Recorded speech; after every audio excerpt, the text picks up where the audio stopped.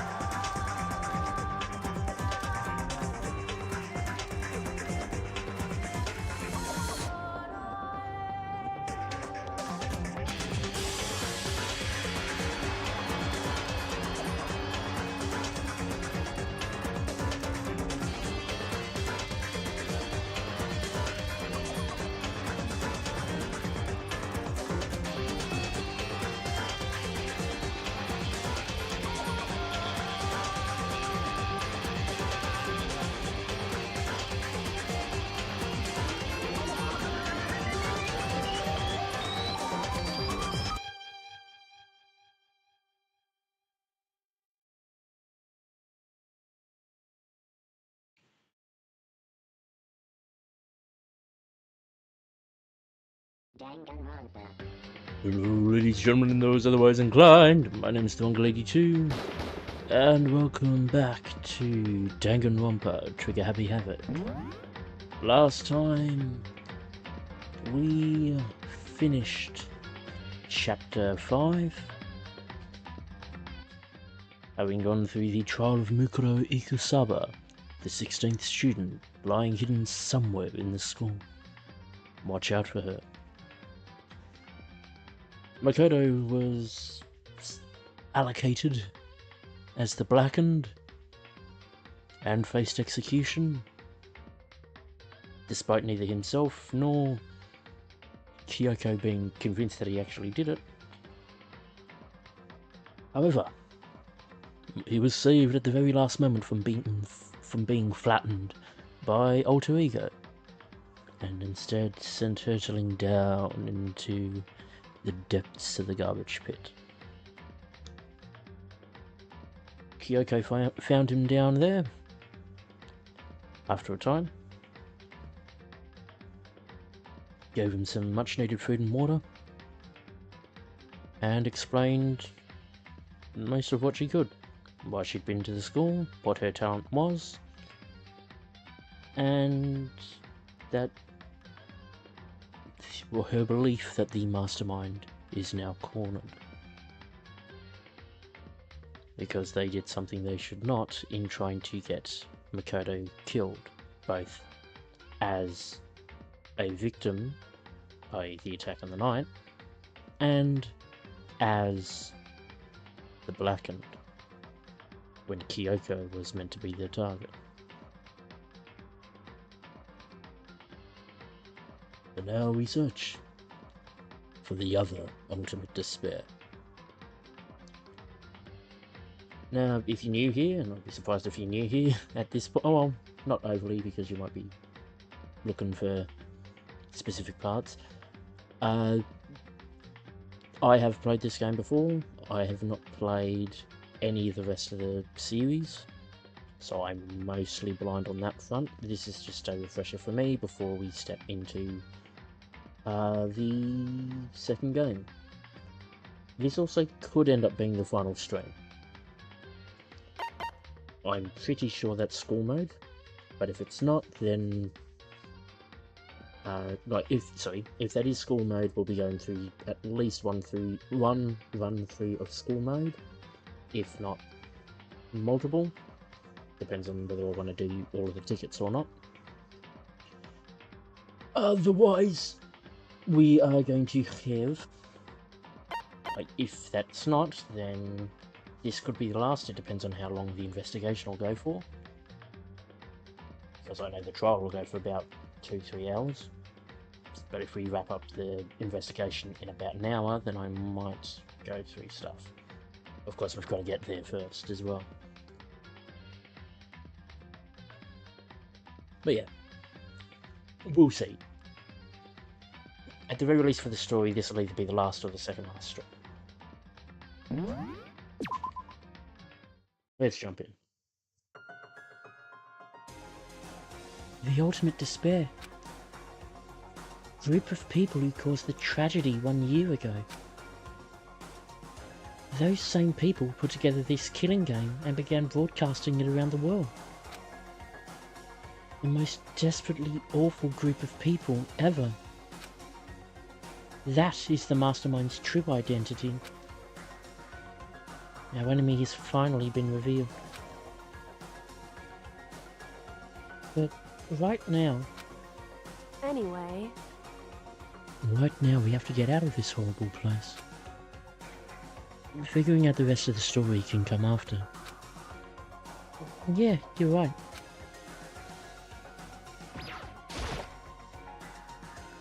Kyoko, do you still have that one thing?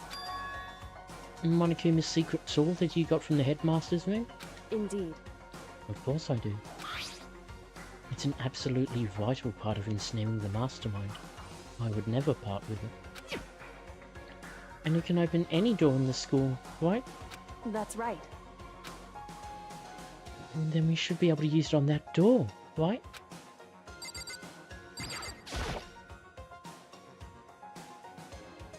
Hey, Kyoko, we can use that key of yours to open this door, right? It's true. Let's find out. Kyoko took out the key with the Monokuma design on it and slid it into the keyhole. And then... click! Yes, it opened! Indeed. Now we can get out of here. Let's go. Sounds good. We quickly opened the door and made our escape from the garbage pit.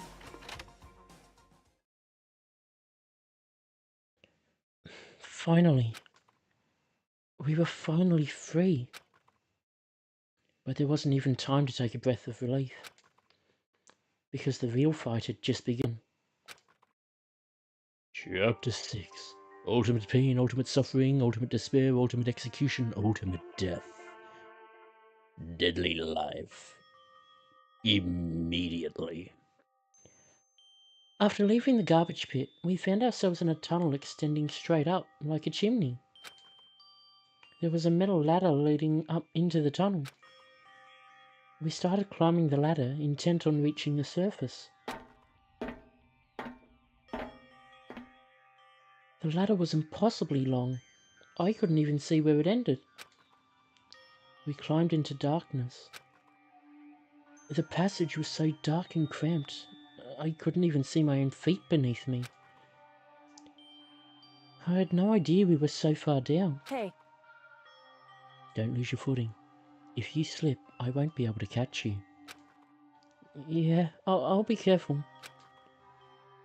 Now that you said that, I'm getting kind of nervous. Maybe talking will help keep my mind off it. So Kyoko, there's something I wanted to ask you. You said you're the ultimate detective, right? So how long have you been doing detective work? How long? So... Ever since I can remember. I come from a long line of detectives. Detective work is in my blood. There was a time when being a detective was considered a sacred duty. My family's always seen it that way. Then, is your family famous? Wrong. Quite the opposite, actually. Even among actual detectives, many people haven't heard of us. Huh? But how come? It's like your family tradition, right? So... Right. Because we take pride in it. Pride? Indeed. A detective is neither light nor shadow. We represent neither justice nor evil. That is how we can uncover the absolute truth. We stand neutral in all things, and to do that, we have to stand separate from the rest of society. Which is why we've made a conscious effort to conceal our existence. A conscious effort? It's true. It's kind of old-fashioned, and I can't say it's entirely rational. But it's our family creed, and we do what we must to protect it. Because, like I said, it's our source of pride. Pride. So that explains. Before I came here, when I was looking up info about the school online, I never saw anything about her. Because she hid herself on purpose to protect the pride of her family. However... And yet... I gave up some of that pride. In order to enter Hope's Peak, I had to reveal myself to the school. I did it knowing it was something a true Kirigiri detective would never do. But the reason you gave up that pride, the reason you would go so far to enter Hope's Peak, it was because that's how much you wanted to reconnect with your dad, right? There's no shame in that. What? Reconnect. I had absolutely no desire to reconnect with my father. Huh? But you'd be reuniting after all those years, right? You would have had so much to talk about. Wrong. There's nothing I want to talk to my father about. However... There is something I want to say to him, though. What? No matter what it takes, I have to find him and tell him, face to face. What is it? So... I want to sever all ties with him. Sever? The last time I saw him, I was still very young, so I don't remember myself, but apparently he was extremely intelligent. He was in line to become the next head of the Kirigiri family. He was talented, he had a promising future. However... But he had no interest in detective work. So he cut himself off from the family. Not long after that, my mother died, and he simply ran away. He went to my grandfather and they had a huge argument. And, young as I was, he left me behind. I'm sure there was a reason for that. I'm sure your dad wanted to take you with him. Right. If that's true, then I need to thank him. Thank him for leaving me. Because unlike him, I take pride in the work I do. I take pride in my family name. So every last part of me is happy he didn't take me with him. If I'd gone with him, I never would have had the chance to become a detective. I was above Kyoko on the ladder, so I wasn't able to see her expression. So I couldn't tell. I couldn't see how she looked when she said that, what she might have been feeling. All I could tell was that, compared to her usual self, she was more talkative. And more emotional. I don't blame him, you know. He had his own life to live. That's what anyone in my position might say, right? It's not true. However... But there's one thing. One thing that I can never forgive. Really?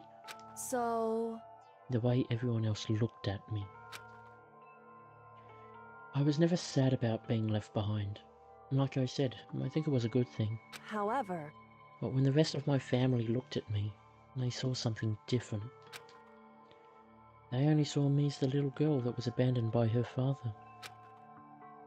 And that's how they see me even to this day. His shadow has been following me my entire life. I'm sick of it. I need him out of my life. I need to step out of his shadow. Correct. That's why I have to find him and tell him we're no longer family. Just one moment.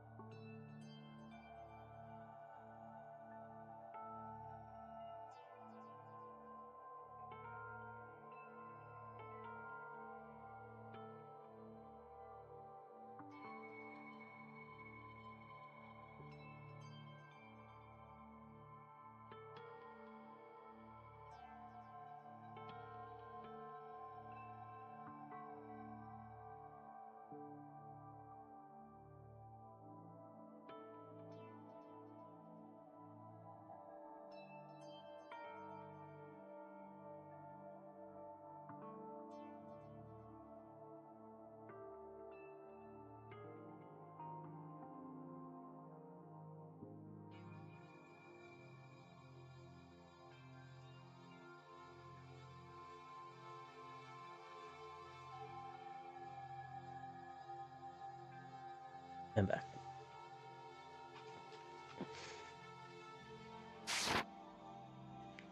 In order to settle the past, in order to remove him from my life forever, I have no doubt he forgot about me years ago. But your family, to just cut him out like that? Wrong. Our only connection is through blood. Nothing more. Are we connected by heart and soul? No. Hey, Is blood really enough to call someone family? Only connected by blood, not by heart or soul. I was so shocked to hear her say something like that. I didn't know how to respond. So instead, I said nothing. I just kept climbing the ladder in complete silence. And after I don't know how long, we finally reached the top.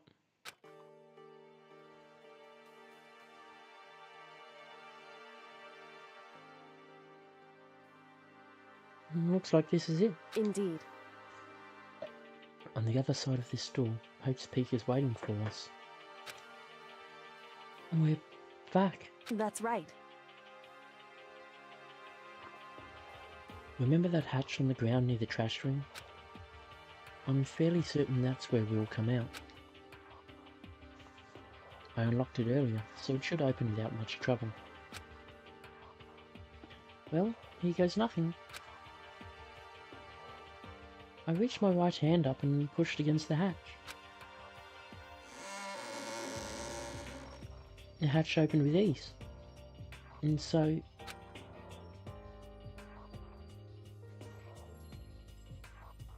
looks like we're back. Whew. I can't believe how long that ladder was. I'm exhausted. I can't exactly say we're safe and sound, but at least we're out of there. Now we're back in Hope's Peak Academy. Kyoko, thank you. I never would have gotten out of there without you. No thanks necessary. I was just returning the favour.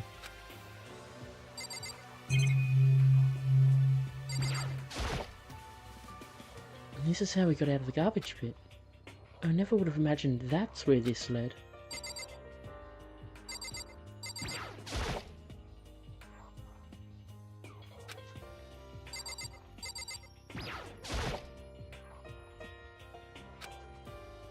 So, mostly reused lines. So, now what do we do? I'm glad I didn't die, of course, but if the mastermind finds out... And I'm worried about you too. And you helped me, so they might... Listen. You're worried? Yeah, of course. So then... Let's just get a concrete answer. Huh? In other words... Let's ask Monokuma if there's a problem with you escaping. Wait, that's... However... If we try to hide, it's only a matter of time till we're found out. It's not like we can run away. As she said that, she pointed at the nearby surveillance camera. So you're saying rather than stressing out over getting caught, we should just give up now? Don't worry. What you think is going to happen isn't. Because... The mastermind is the one that's ensnared. The mastermind is ensnared? You said something like that before. What does it mean? So... The mastermind stood exposed during the investigation into Mukuro's death. There was a moment where the mastermind let their guard down. There was? Right. If we can talk to Monokuma, we can confirm it. And it'll be better for us if we go to him directly before he tracks us down. And that should help with our own negotiations. I'm still a little... No, super uneasy about this. But we don't really have a choice, do we? Indeed. Monokuma should be in the gym. Shall we go? Let's get going.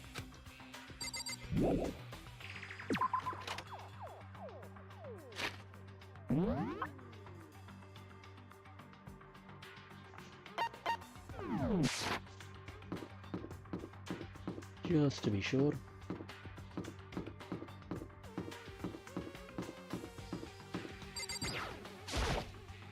Shall we go? We need to get to the gym, to Monokuma. Oh.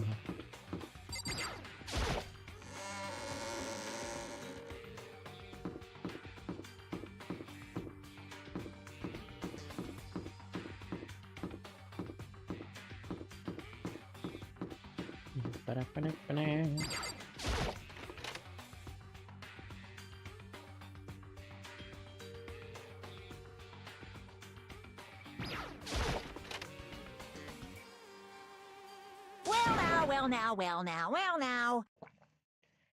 Hey!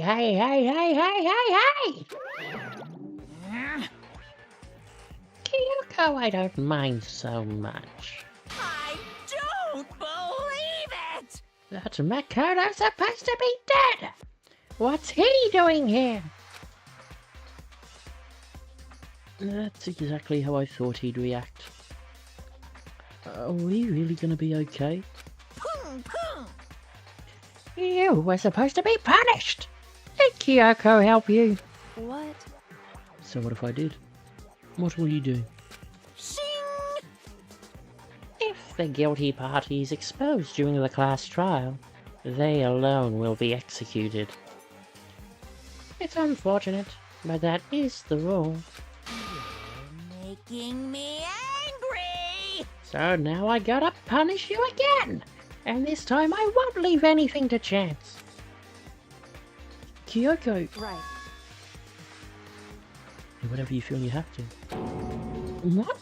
However, Before you do, let me just say one thing.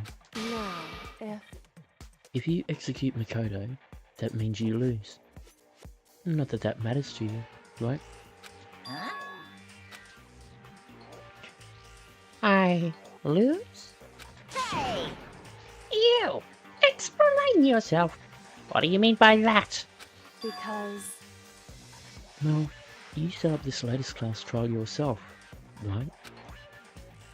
I was getting in your way, so you wanted an excuse to kill me. in other words, I was supposed to be chosen as the blackened and then executed, right? Hey! What are you talking about? however, But when Makoto chose to overlook my lie, your plan came crashing down.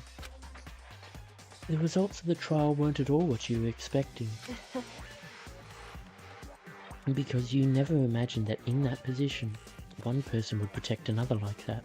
right, And in response to that unexpected development, indeed, you reacted by proclaiming Makoto the blackened and trying to execute him. You made the choice out of desperation. No, more than that. You must have realised that Makoto, who refused to be manipulated, was a threat to you as well. however, But then there was another unexpected development waiting for you. An entity that would throw a wrench, so to speak, in your precious execution machinery. Alter ego. You never imagined the possibility of a being that could come to our aid even after you killed it. am I wrong? Now, here's the absolute truth. Makoto didn't kill Mukuro. You did. Listen to me. So executing Makoto for it would surely be a violation of your rules, which I know you love so much. If the blackened is exposed, they alone will be executed. That's what you told us, right? And that means I lose? You talk a big game. You're saying the blackened is me, and not Makoto? Well? And, you can prove this, right? Well, No, I can't.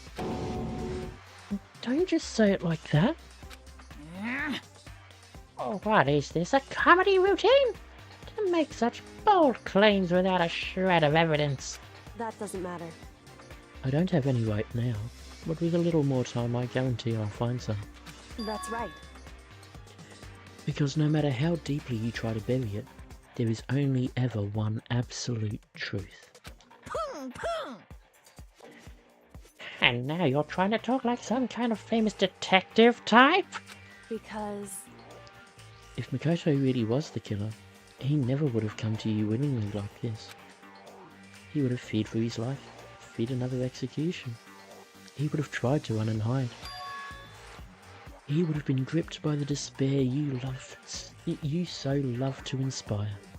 however, And here we are, confronting you with nothing but hope in our hearts. What the heck? And that's supposed to be enough to convince me in the absence of evidence? indeed. It's not you I'm trying to convince. Hey, If you were to execute Makoto now, everyone out there watching this would be extremely displeased. Huh? indeed. Imagine what everyone out there would think if you killed Makoto. They would assume that you killed him because what we said is exactly right. Listen to me. Despair can never kill hope. Hey, Of course, you can say we're just making this all up, and you're welcome to prove us wrong. No, you have no choice but to prove it. Because if you kill Makoto without proving your own innocence, you'll be accepting your own defeat.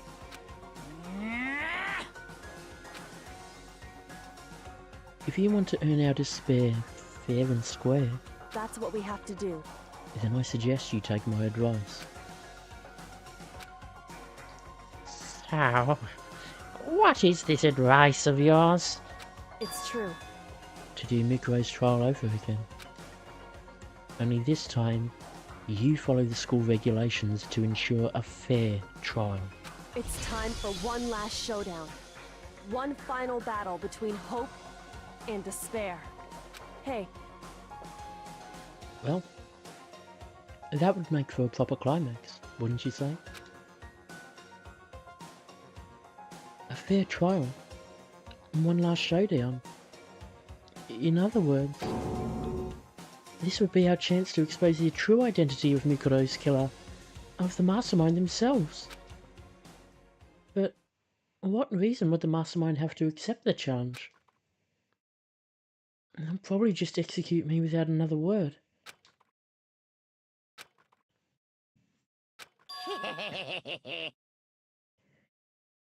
Interesting.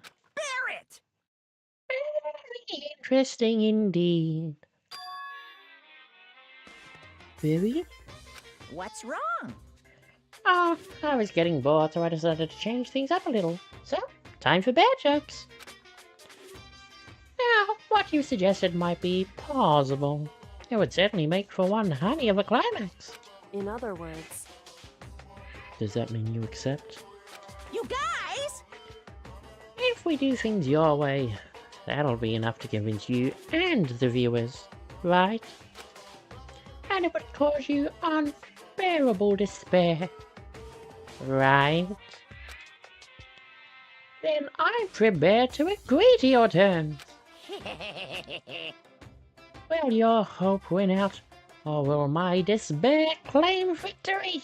I can barely contain myself! Let's have one final grisly showdown! He agreed.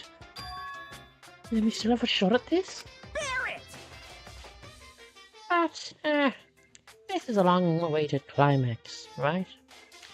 Just guessing the killer is barely a fitting end. You guys! So for this final face-off, you have to unearth all the mysteries that have been buried here. All the mysteries? That's right! Every last mystery that's pawing around the school. If you can do that, I can barely contain myself! then that'll be enough to call one off by as victory for you. Koalas are not bears. it's true. And that's what we've been trying to do all along. Okay, well, good. Then let's bear it off. If you can claw your way to the truth of Mukuro's death and solve the mysteries of this school, You guys! then you win. But if you can't do all that, We'll all face execution. Right? I can barely contain my excitement. When you learn the whole truth, what kind of despair will you show me? We're as excited as you are, I'm sure. Listen to me. When we've uncovered every last truth, how will the ultimate despair reveal their own despair? I honestly can't believe how this has all turned out. Hey, But before we get started, I want to clarify one more thing. You remember the rule? When one student kills another, that's when a class trial is held. What's wrong? I remember that for sure. So what? hey, I just want to confirm, that is what you said, right? And it's a true statement? You don't have to be so suspicious. I've said it before, but it bears repeating. Everything is based on the school regulations. And having a trial for Mukuro is no exception to that. Huh? Mukuro's trial is no exception? Then it's part of the regulations? Which would have to mean that whoever killed Mukuro... It's a very polarizing approach, I know, but... Oh, okay, enough puns. Anyway, here's a hint. I'm sure I told you this already, but...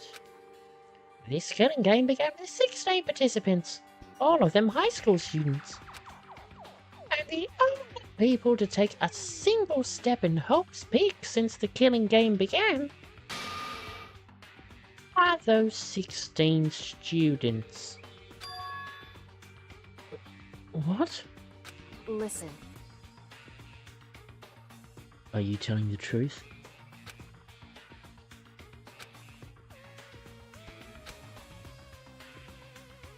Why do you go quiet all of a sudden?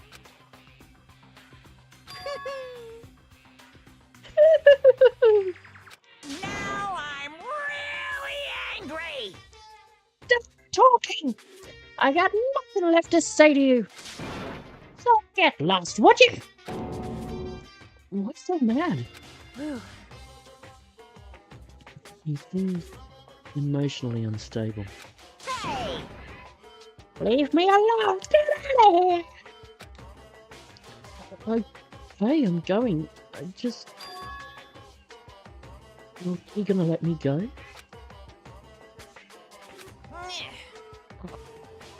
You don't even care anymore. You're all gonna get your punishment later anyway. I need to start getting it ready. A super duper extra special punishment flowing with despair.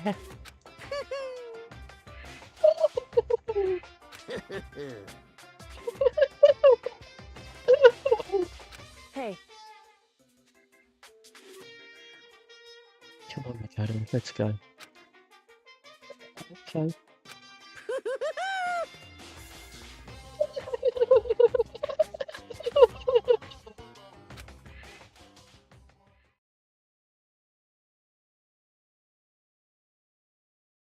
Monokuma's unstable laughter seemed to cling to us as we walked away. And just like that, we were out of the gym.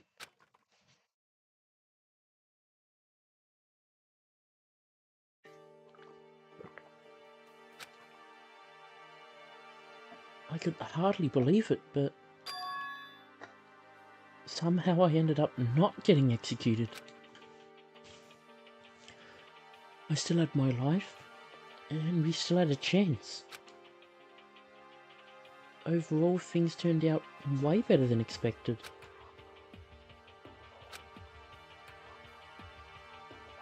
Once again, I was in Kyoko's debt.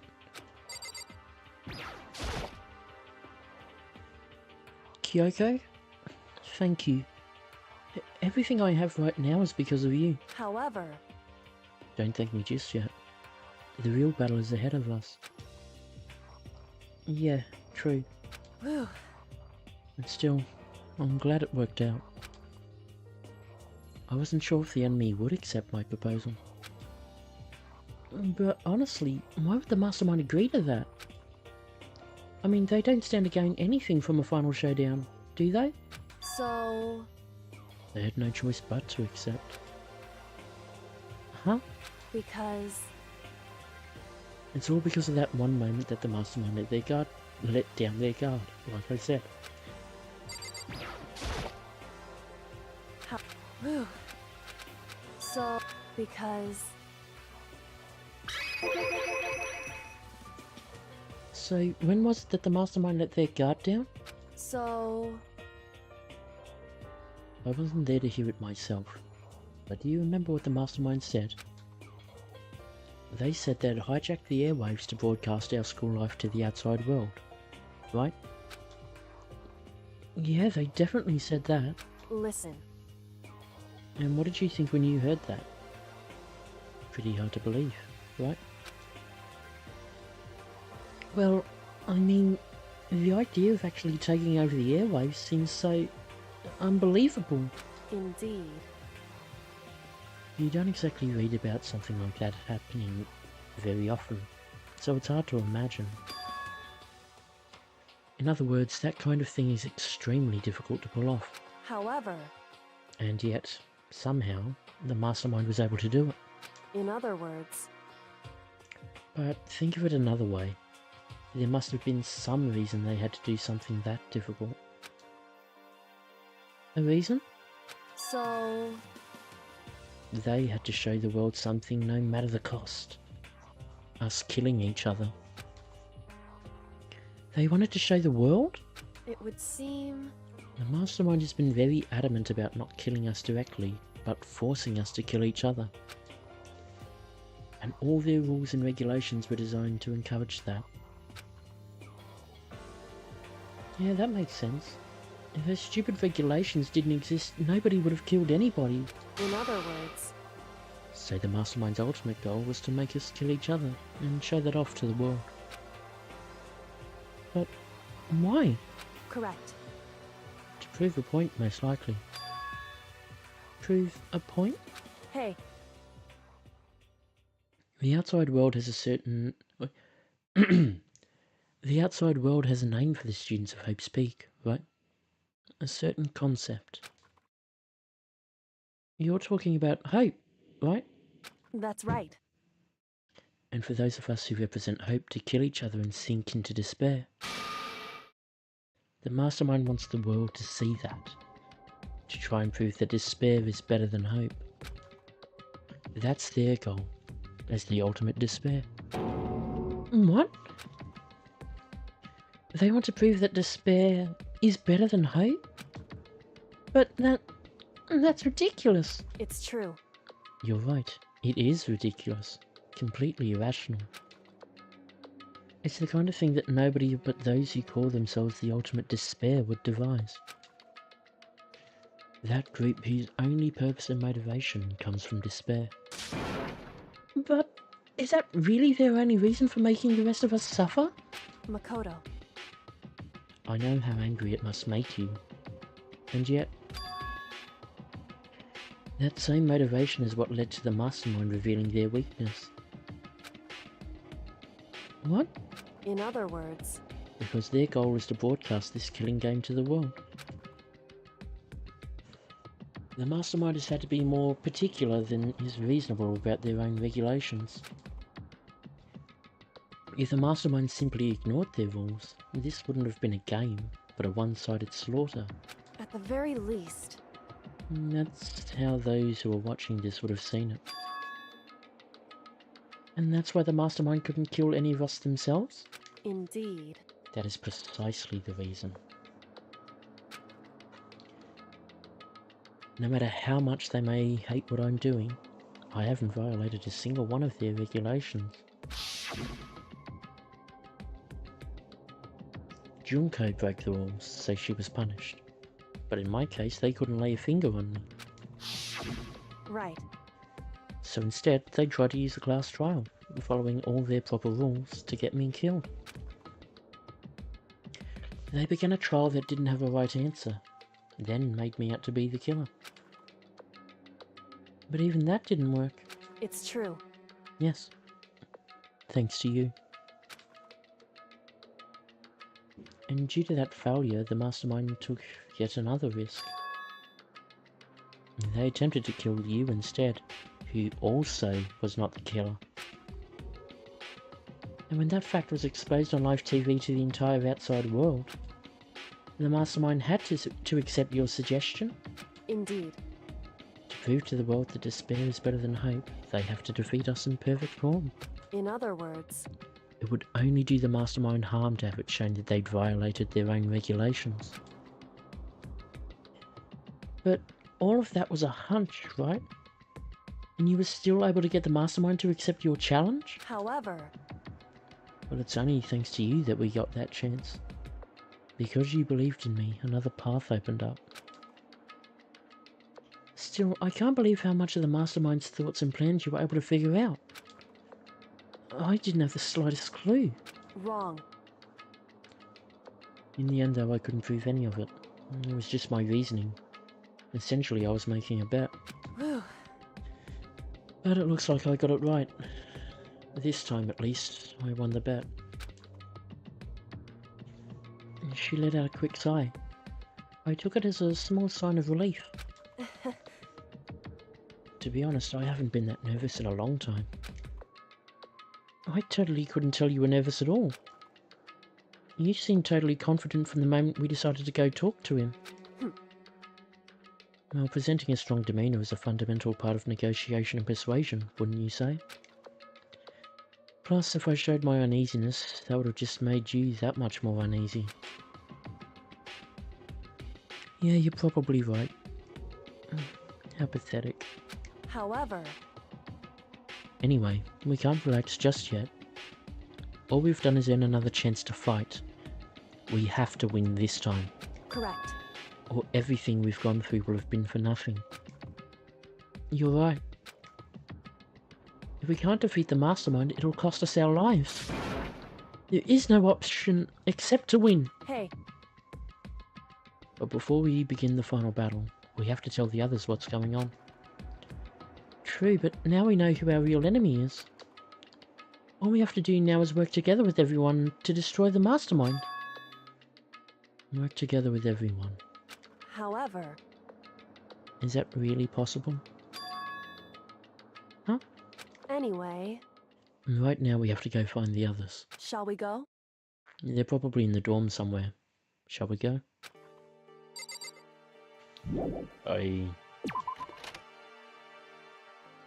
Are we sure one of them isn't the mastermind?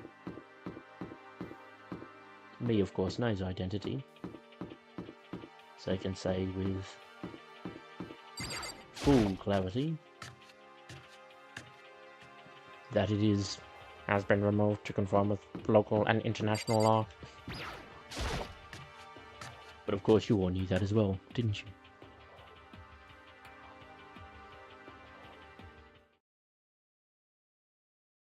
And suddenly we were greeted with...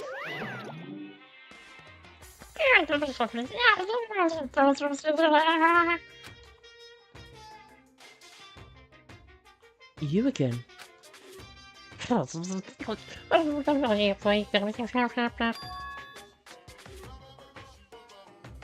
Is he broken?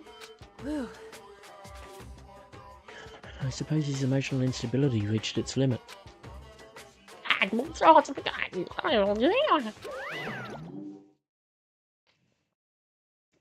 Jeez, what the heck? However, I wonder what that was all about. I couldn't help but let out a sigh of relief. Is that Makoto? You guys! It is! There's There's no two ways about it. That's Makoto. Huh? You survived? Jeez, you're like a stubborn little cockroach, you know that? I'm just asking to make sure, but you're not a ghost, right?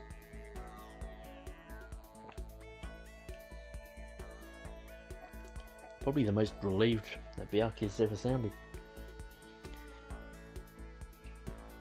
Everyone was there. All my friends would struggle together and survived. As soon as I saw their faces, I couldn't help myself. I started to tear up. What? Wait. What's that smell? What the heck? Yeah, man, that seriously stinks. It's Makoto. He smells like a wet dog. Get away. Shoot, shoot.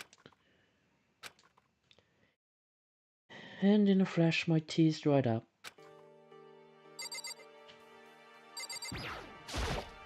Yo! Makoto, what's it like hanging out in the spirit world? I didn't go to the spirit world. You know? Did you get to talk to her? Who? Miss Cleo. No, I didn't talk to her. I mean, I didn't go to the spirit world. I mean, who the heck is Miss Cleo? I'm assuming Cleopatra?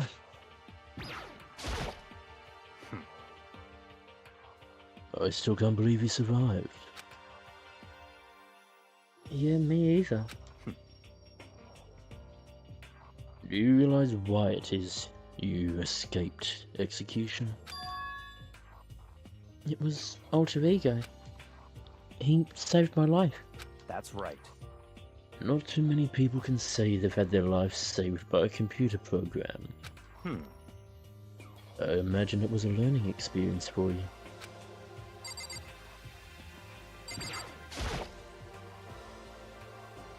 So, what have you guys been doing while I was gone? Well, we figured that since the trial was over, we'd have access to new places again. And? No dice.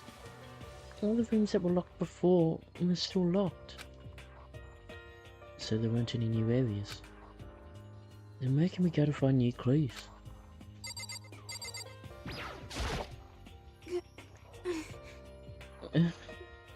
You stink. Are you rotten? I'm telling you! Rotten. Physically, mentally, every way you can be rotten. Sorry, I was rolling around in garbage for a while. You smell so smelly. Super smelly. You smell even worse than me. Way worse than me. I win. She seems happy for some reason. Like her voice went into Makoto. different places, didn't it? There's no need to indulge in an extended happy reunion. We need to explain to everyone what happened with Monokuma. Yes. Explain. Explain what? Is it okay that you're here? Or does the mastermind catches you? It's true. It's related to what I have to tell you all. What? Don't tell me. Did he turn into a ghost? But Does he look transparent to you? That's just a silly superstition. If ghosts were see-through, they couldn't lead normal lives. Okay, okay, that's enough. Talking to you makes me want to just lay down and go to sleep. Makoto, Yeah. it's true. I need to tell you all about the last class trial. huh? last class trial? In other words, We're going to redo Mukuro's trial. Huh? What? Seriously? How about that? What's the point of redoing it? Makoto killed her, right? No, I didn't do it. Like I keep telling you. wrong. Makoto isn't the killer. And of course it's not me, or any of you. Huh? Then who is it? I see. What she's saying is, it was all the work of the mastermind. Huh? What? You're saying the mastermind killed Mukuro? That's right. It was all an elaborate trap contrived by the mastermind. Makoto spotted the trap in time and did what he had to stop it. However, But his decision meant that he would be the one to die. What did you say? You spotted the trap, did you, Makoto? Make it sound like it was easy. I just... you know. however, But executing Makoto, who wasn't the blackened, is a clear violation of the school regulations. The rules state that only the blackened is to be executed. The mastermind broke their own rules. Which is why I went and negotiated with them to have the trial one more time. Huh? And the mastermind agreed? Does that mean they really did break the rules? They had no choice but to agree. You used the TV broadcast to gain the leverage you needed, didn't you? correct. Very observant of you. Naturally. I recall what you said at the end of the class's trial. When you said, now it's the mastermind that's ensnared. That's what you were referring to. Don't be mean! Hey, I'm totally in the dark here!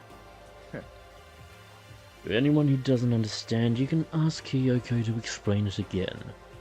Later. So, knowing all of this, what do we do now? About that. It's about who killed Mukuro, right? So our job is to expose the mastermind? But there's more to it than that, correct? Yeah. For us to win this time, we have to solve every last mystery surrounding the school. Every last mystery? But But we've been looking around all this time and we still don't know anything, right? Anyway, You've probably guessed already, but if we lose this time, everyone dies. Oh no! Everyone! I hate you. Hey, who said you could agree to those terms without talking to the rest of us? I'm fine with things the way they are. I'm fine living here forever with Master. I meanwhile want to get out of here as soon as humanly possible. anyway, At this point, the only way for us is to survive is to unravel the truth. Interesting. In other words, one decisive final battle. Rather interesting development, I'd say.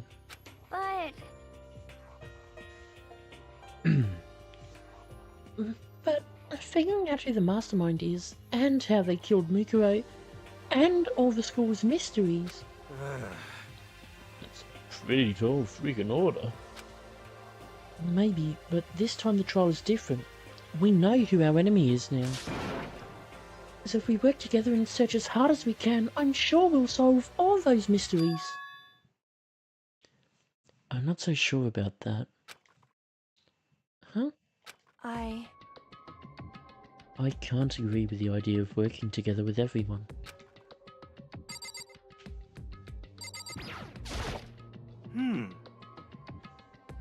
We're serious. Okay. I did wonder if anyone was going to react to that. but no. anyway, You can't agree? Why not? I mean, working together with everyone seems like the most obvious way to solve all the mysteries. indeed. That's what I thought too. At first. Until Monokuma gave us that little hint of his. Hint?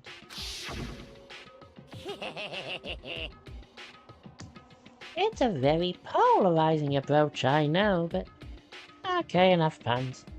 Anyway, here's a hint. I'm sure I told you this already, but this killing game began with 16 participants, all of them high school students. And the only people to take a single step in Hope's Peak since the killing game began are those 16 students. I see.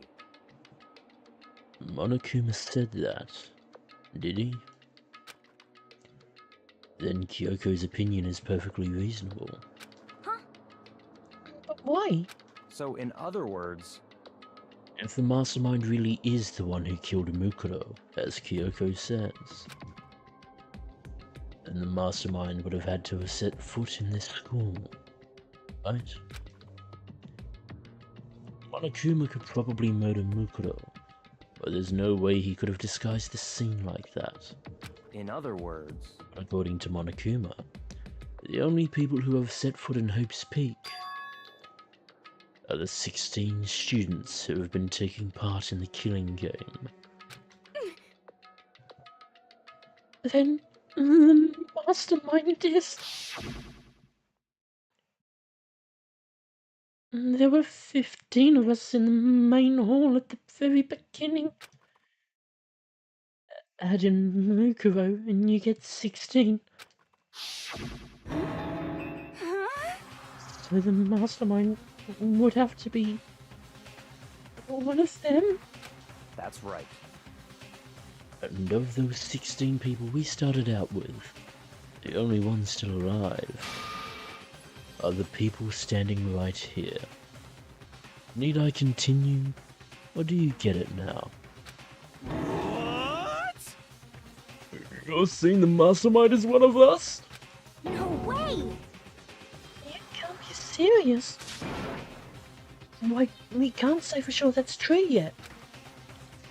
Monokuma might have just said all that to confuse us. Indeed. It's certainly a possibility, but only one among many. The mastermind being one of us is also a possibility. That is one possibility we can't ignore. Yeah, I mean, the ultimate, right? The ultimate despair. So they must be a high schooler. You can't say it's not possible. But if one of us was the mastermind, they'd have to be controlling Monokuma somehow, right? Did you ever see anyone acting suspicious anytime Monokuma was active? Well, Maybe they snuck off and controlled him in secret. but I don't care how sneaky you are, we would have noticed someone sneaking off that many times. I'm right? Maybe Monokuma was on autopilot. Maybe they loaded up all the dialogue and actions beforehand. In that case, there's no way he could have had all those back and forth conversations with us. Well, it wouldn't be entirely impossible if they directed the flow of the conversation. Well, maybe. Still.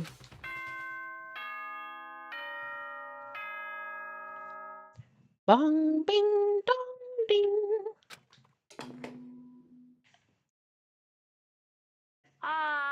This is a school announcement. You've all probably figured this out by now, but at this point, the killing game has now entered true ending mode. So, in the name of fairness, I will unlock every room in the school. You hear that, Makoto? The true ending. Not that bad ending bullshit you envisioned. What? You envisioned something? Only cockroach like you. Look wherever you want. Solve the mystery in whatever way you see fit. Then we can all meet up at the class trial, okay?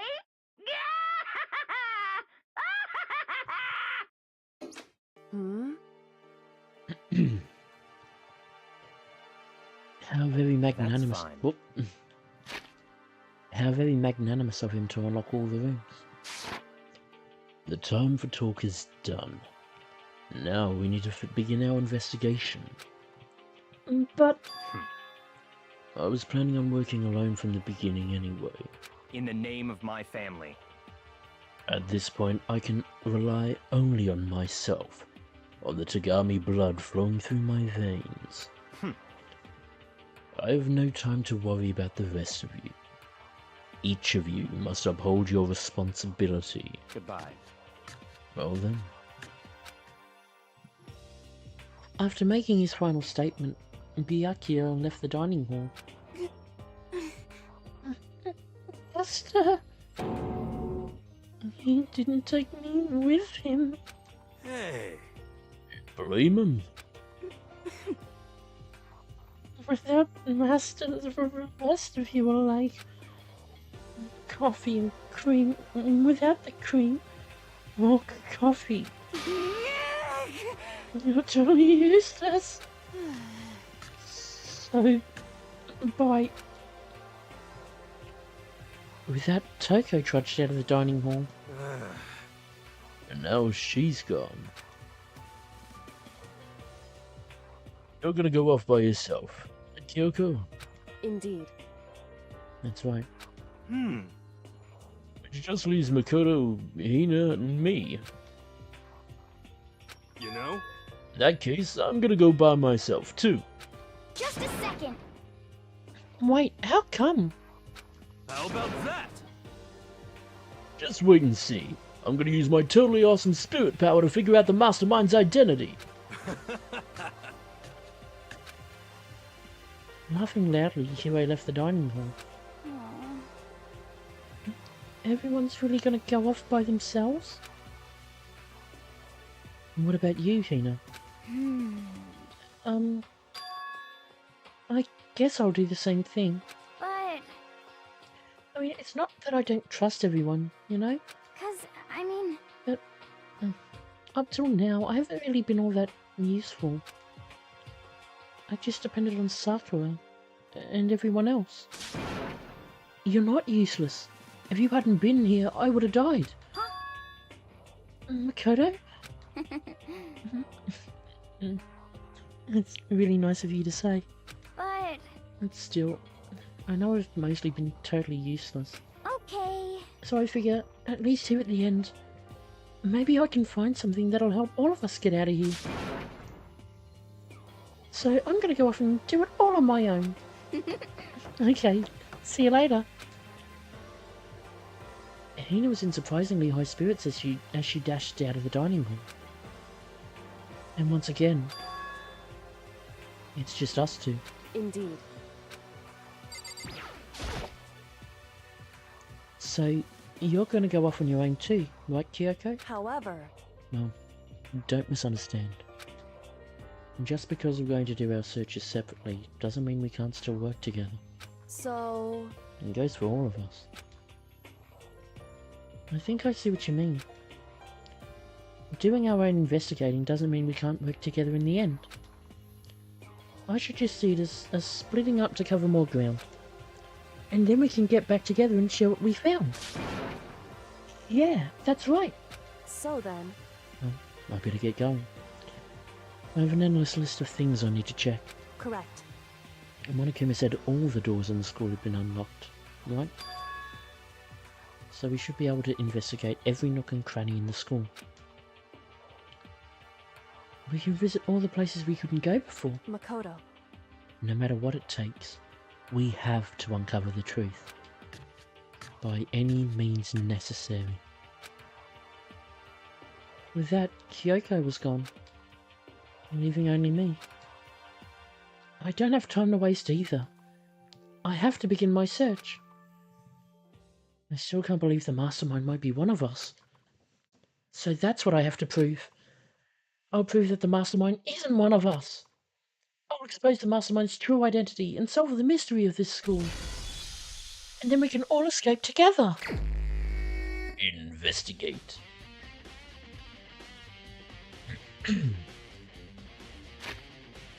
I'll take this opportunity now that the investigation has started to grab myself coffee and fill up my water bottle. So I'll be back in a few minutes. So by all means, if you need to grab yourself a drink as well, or a snack, or stretch, or what have you, feel free to do so. And then we'll come right back into this. Until then, guys.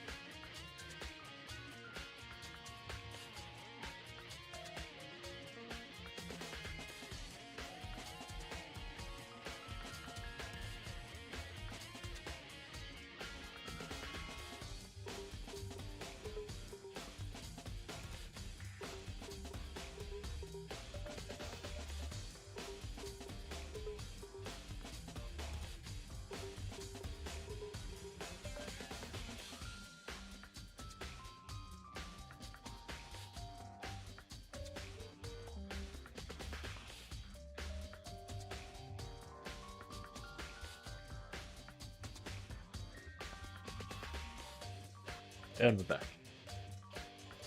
Left down, that. Control. Onwards to the investigation. I guess I'll start by taking another look at Mukuro's Monokuma file.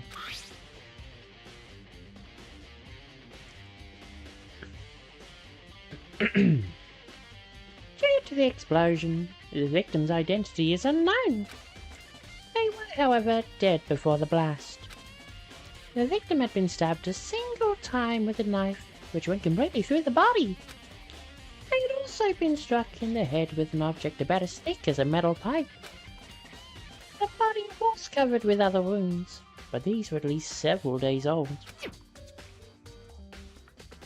Once we find out who killed Mukuro Ikusaba, then we'll know who the mastermind is. So where should I start my investigation to figure out who killed her? I guess I should start with the rooms that were locked up till now. The headmaster's room, the biolab, and the door in the data center with Monokuma's face on it. Oh, and the second floor of the dorms where the gate was down before. That should be open now, right? After that, I'll have to double check the areas that are connected to the murder. Which means the garden and the dojo. Okay, time to get started. The check have been added to the truth bullet section of your handbook.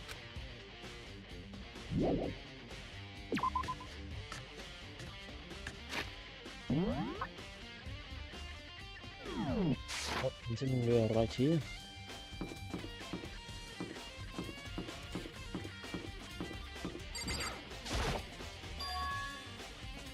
Gates open. And we can finally check out the second floor of the dorms. Which means I have to do it.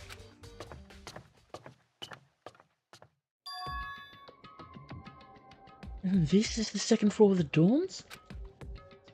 It looks like some ancient ruins. Or no, it's more like a battlefield. Like a bomb blew up here or something.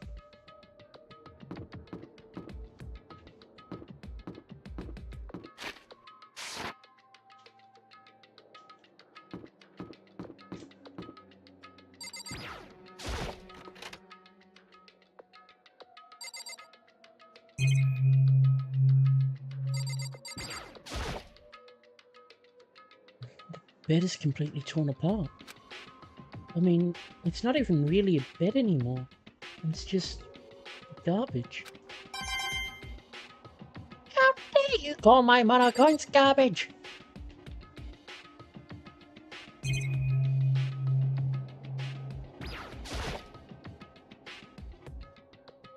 I opened the door just a crack, glanced inside, and immediately closed it again. There wasn't even a hint of a bathroom. Just a big pile of rubble. Big pile of rubble that may or may not be disrupting the door and the door frame in the room below it, which may or may not happen to be the room that a certain ultimate lucky student has been sleeping in. That may have had, or may not have had a hand in the first trial. What a gasp.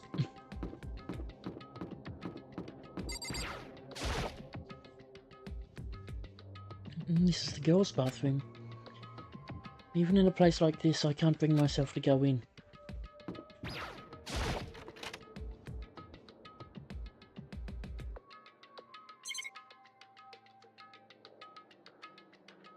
Bathroom survived.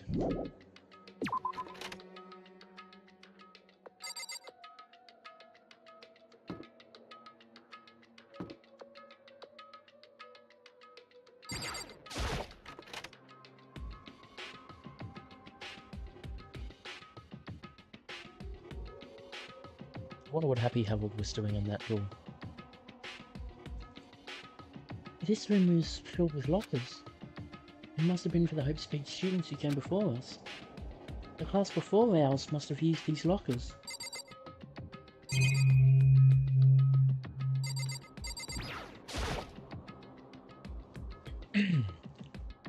plate mounted to the locker.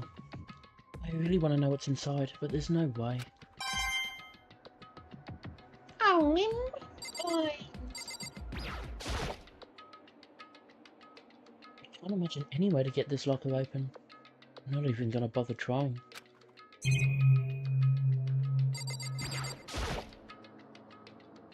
I wonder if I can open this locker. Rattle, rattle. Nope, locked. There's a card reader installed on the door. It must be how you get the locker open. After all, it's pretty similar to the card readers for the locker rooms on the second floor of the school. And you have to use your e-hand to open those up. So does that mean... Well, let's just give it a try. I took out my handbook and ran it across the card reader. And then... No luck. Maybe only the locker's owner can open it, which means none of us can do it. Which means none of us can do it, right? I wonder if I can open this locker. Something...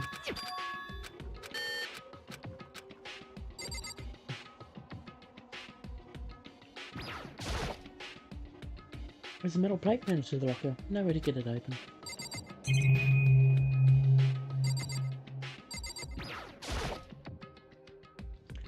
Looks like this locker was already broken.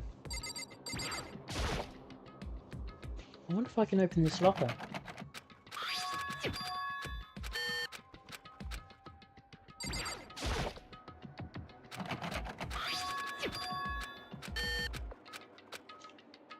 Obviously I know what I need for it. Just looking for mono coins.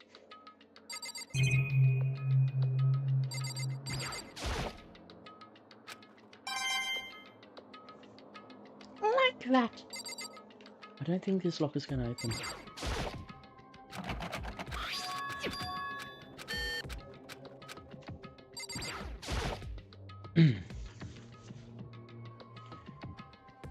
There's a metal plate mounted to the locker. There's no way to get it open. I can't imagine any way to get this locker out yet. And that's all of them. So we can now vanish.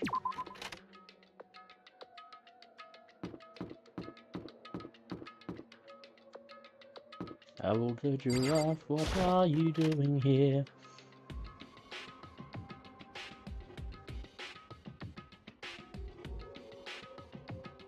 This room doesn't really feel like a student's room. It has a more adult atmosphere. Correct. It's the headmaster's private room. Kyoko. Indeed. I've been through this room several times already, but I still have one little regret. So I decided to check it out one more time. Huh? A regret?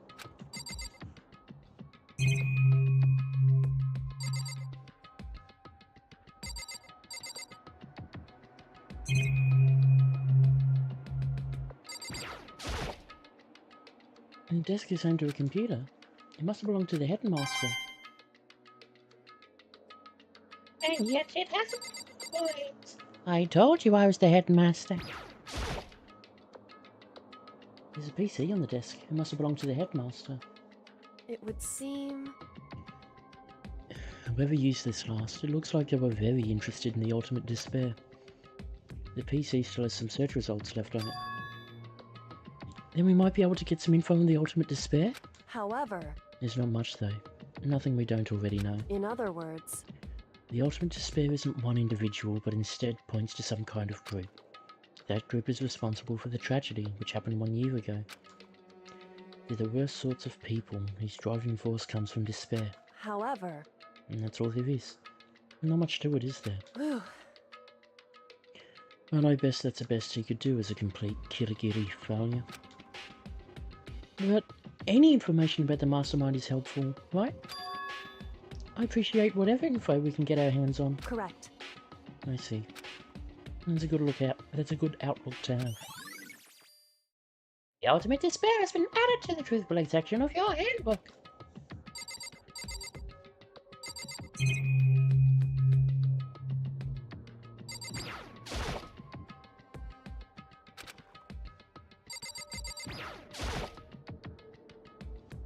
leather chair. I can't imagine a student using something like this. It must have been the headmaster's.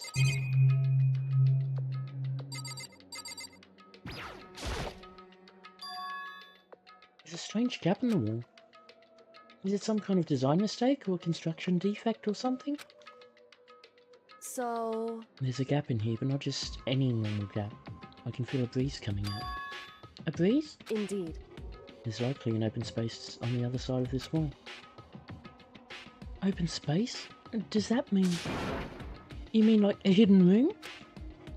I think I might know how to open it. However... But that's why I ended up getting stuck, which is the regret I mentioned.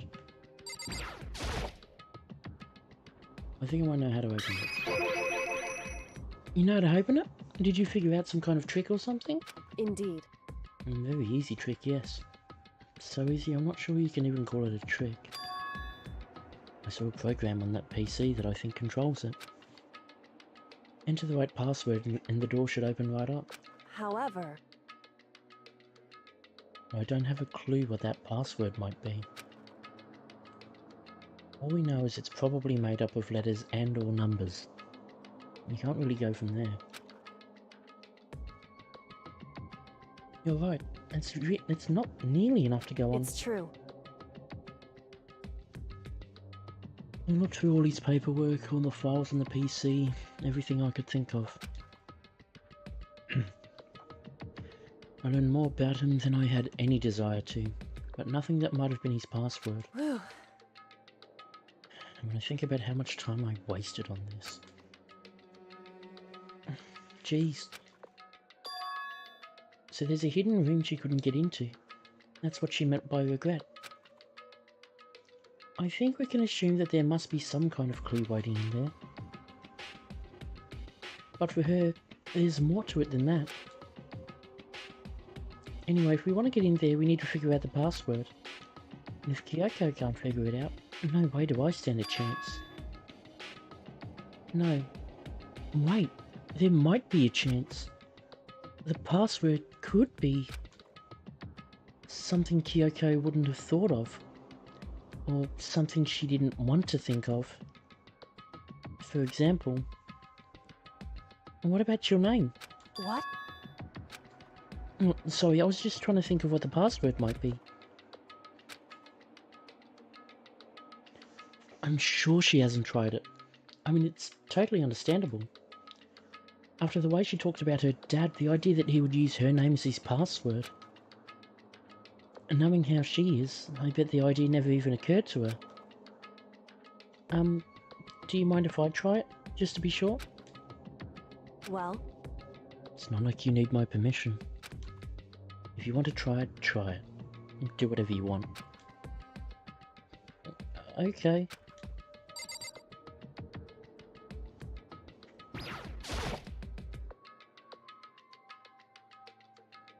You know, I'm glad I thought of trying Kyoko's name. But if that's not it, it might just hurt Kyoko even more. Hey. If you're worried about me, Makoto, don't be. I already know that your guess is wrong. Okay. In that case, here goes nothing. I collected myself, then turned to face the computer monitor. And let me just type the password here. I typed in her full name, Kyoko Kirigiri. My hands were tense, slightly trembling, and as I finished typing it in... Me?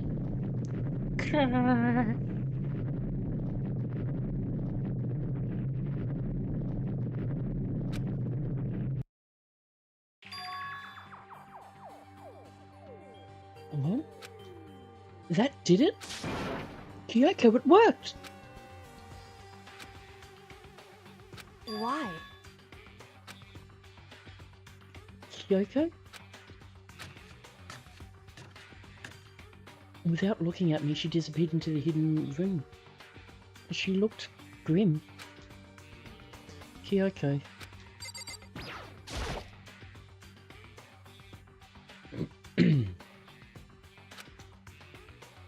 Hey, Kyoko? I may as well have not even been in the room. Her gaze was fixed on only one thing. Pardon me. Pleasant? Wrapped and covered with such joy. That's what made it so unusual.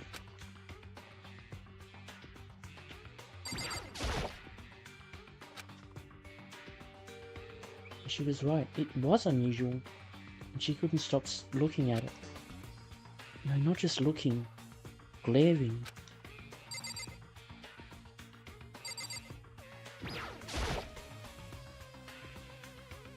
There's a brightly coloured box here. It seems totally out of place in here. The more I look at it, the more suspicious I get. Should we open it? I'm getting kind of a bad vibe from it. But I mean, we can't not open it. Okay. Makoto. Be careful. Why, you think it's dangerous? No, not dangerous. But it's surprising, probably. Huh? It would seem... If it is what I think it is, at the very least, it's not something you'll be happy to see. Wait, so you know what's in there? Anyway... Just don't scream or anything, okay? Are you saying it's something that'll make me want to scream? Okay, I'm just gonna open it. Step by heavy step I approached the box. I took a deep breath and then took hold of the lid. Slowly, ever so slowly, I lifted it up. Light began to sneak its way into the box. I stole a hesitant glance inside and...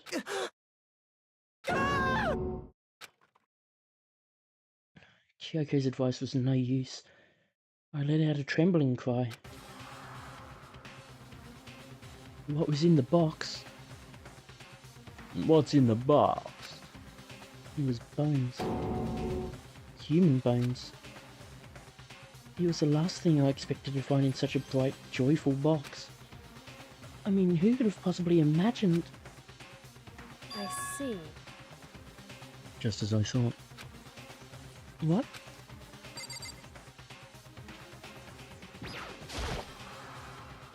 What was in the box? It was wrapped up all nice, so I never would have guessed what was inside. Human bones. Those precious human monies.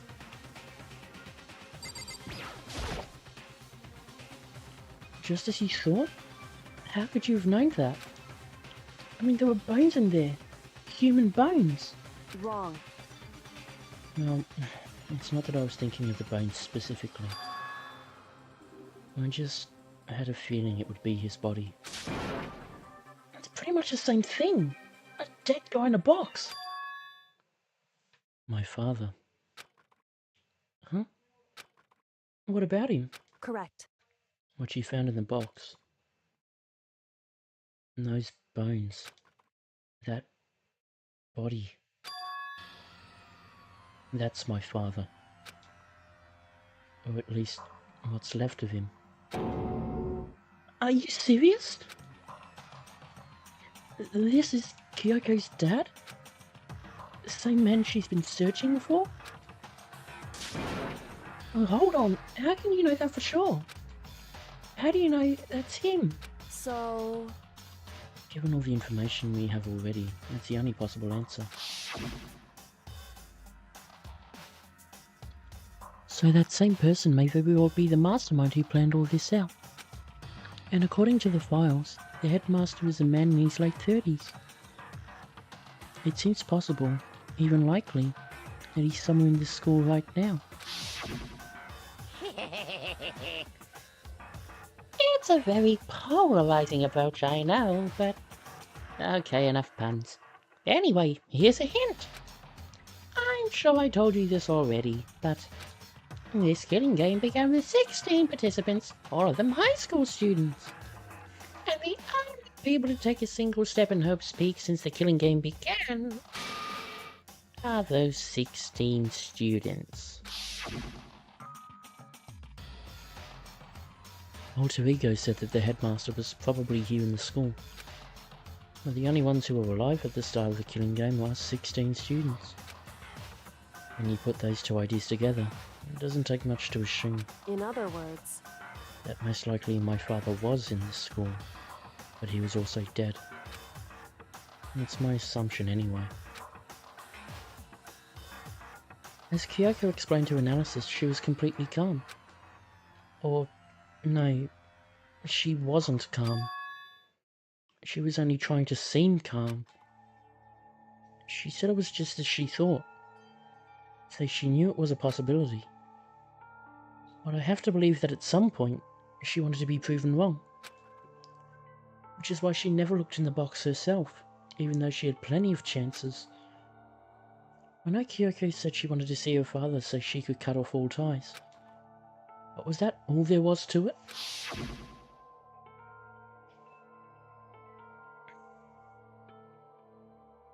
I gave up some of that pride. In order to enter Hope's Peak, I had to reveal myself to the school. I did it knowing it was something a true kitty detective would never do. Would she really give up her pride just for that? I couldn't help but wonder. Hidden room present has been added to the truth bullet section of your handbook.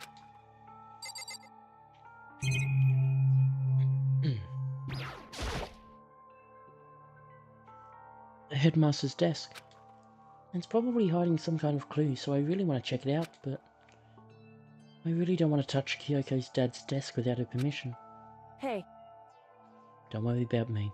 Feel free to look around as much as you like. Are you sure? because... Never let anything get in the way of the investigation. I don't. Okay then, if you don't mind.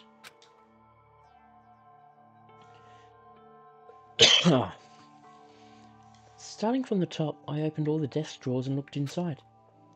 I rummaged through each one, finding nothing but unrelated documents. But in the last drawer... Huh? Is this... It's an e-handbook, right? And it has a label on it that says in case of emergency. I'd found some kind of emergency handbook in the headmaster's desk. In other words, A handbook with no limitations given to the school's ultimate authority, the headmaster. I'm assuming that's what it is. I think you're probably right. it would seem... It might prove useful as we continue our investigation. Why don't you hold on to it? Huh? But Kyoko? I don't need it. If you don't want it, go ahead and leave it here. Then, I guess I'll take it. Is it really okay? Headmaster's e-handbook has been added to the truth bullet section of your handbook.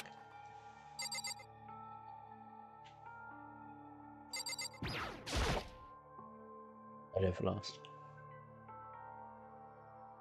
This filing cabinet seems like the kind of place you'd find a clue. I should take a closer look. But I don't think Kyoko would like some stranger like me touching her dad's stuff. Hey, It's fine. Check whatever you want. Are you sure? Okay then. I went through each drawer one by one, starting from the top. All I found were piles and piles of unrelated documents. He was pretty dedicated to his job, huh?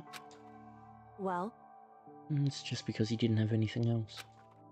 He could have inherited our family business, our legacy. Instead, he left it all behind. now, if... If he couldn't even handle a job like this, he would have been that much more of a failure. I'm sure he couldn't stand the thought of that, and it made him desperate.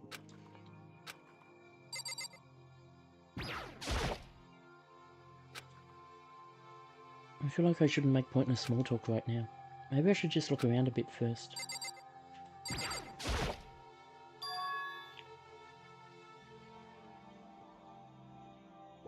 Huh? In this picture. It's all faded. It must be pretty old. Wait, is this a picture of... Hey, Kyoko.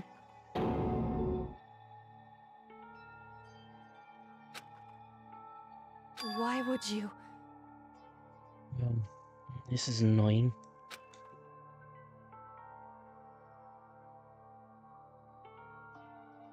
I came here to cut myself free of the past. And yet...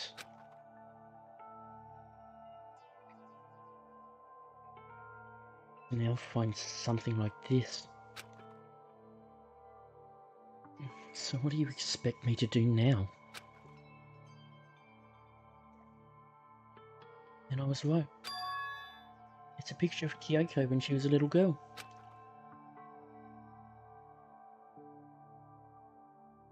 Knowing the headmaster had this picture all this time, he must have really cared about her. Why? What? I wanted to face him and tell him myself. To cut him out of my life for abandoning me. That's the whole reason I came here. Now he's abandoned me again. This time he even stole the only opportunity I had to move on. Has there ever been a worse father? Kyoko.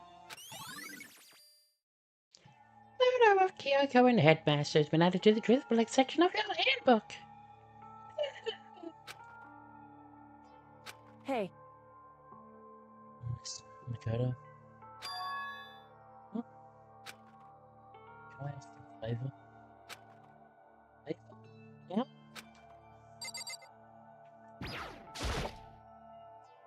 hey, Favor? What is it? so...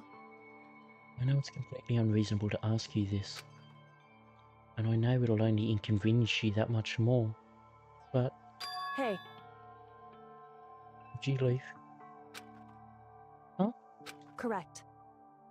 Just for a little while. I just want to be alone for a bit. But don't worry, I'm fine. I just need to calm down a little. Just a second. Need to get my emotions in order. You know, Kyoko, you told me before about the relationship you had with your dad. And you're only connected by blood, not by heart and soul. But maybe that picture motivated him. Maybe he hoped to see me again someday. Is that what you were going to say? No, it's just a theory. And this isn't an issue that can be settled with theories. That picture doesn't change the facts of what happened. What I went through. That problem can't be solved so easily. You're right. I'm sorry. Anyway, Once I've got myself under control, I'll return to the investigation immediately. So please, just give me some time to myself. Okay, I understand. Then I'll see you later.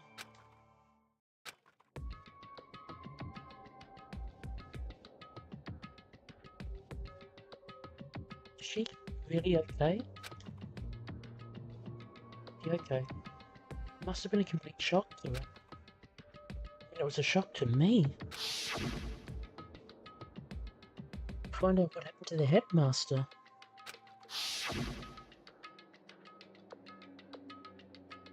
There's no doubt the mastermind performed that evil deed.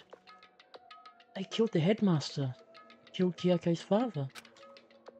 They killed him. The headmaster is dead. The one leading Hope's Peak staff, the one who finalised the plan to isolate you, was the Hope's Peak headmaster. So that same person may very well be the mastermind who planned this all out. And according to the files, the headmaster is a man in his late 30s. It seems possible, even likely, and he's somewhere in this school right now.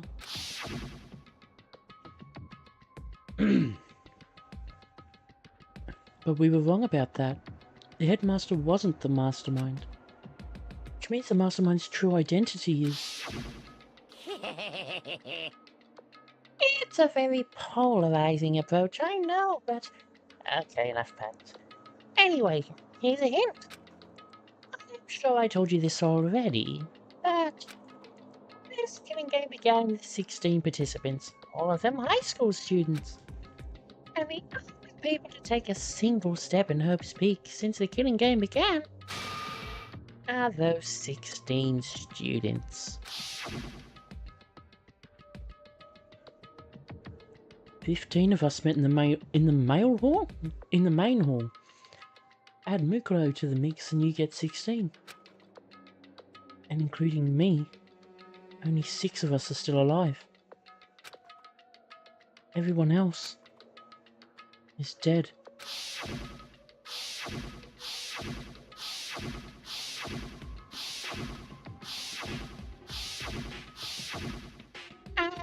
Memories. Even Mukuro. He's alive again. So the ones still left alive are... me? Byakuya? Hiro? Toko? Hina? And Kyoko. Only those 6 people are still alive. And there's no question. Wait, no, that can't be! I refuse to believe it. It has to be some other way. It just has to be.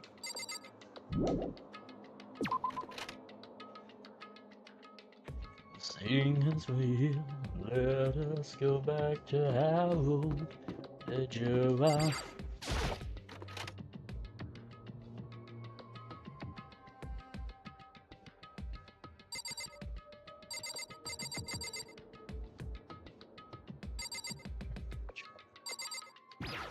So, I wonder if I can open this locker.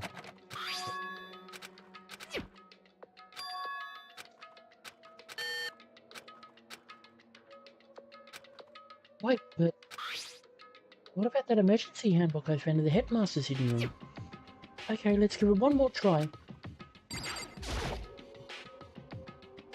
I took the emergency handbook and ran that across the card reader and...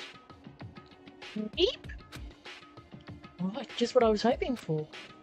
Now let's see what we've got inside.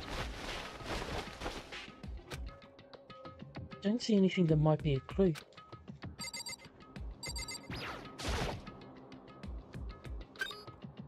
Beep! Nothing in there.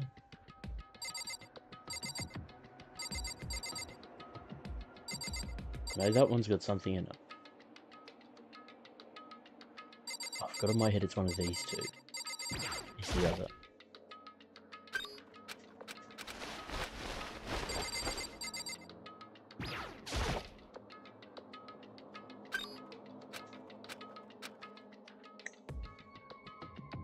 This thing is practically empty. So else that one. I'll leave that one for a second.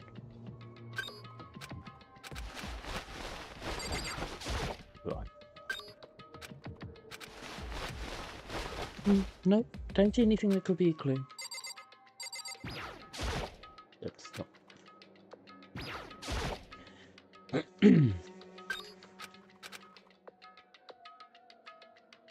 And this locker is totally disorganized. Whoever it belongs to probably has organization problems in every part of their life. And this is a crystal ball. Uh-huh. A crystal ball? No. It can't be. There's no way he ever used this locker. It's just not possible.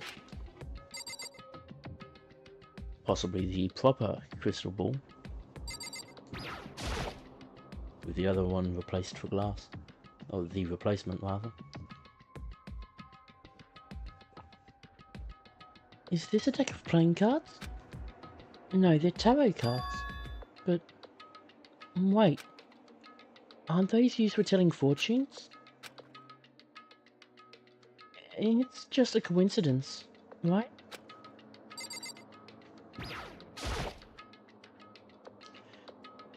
There's all kinds of textbooks and notebooks stacked up in no particular order.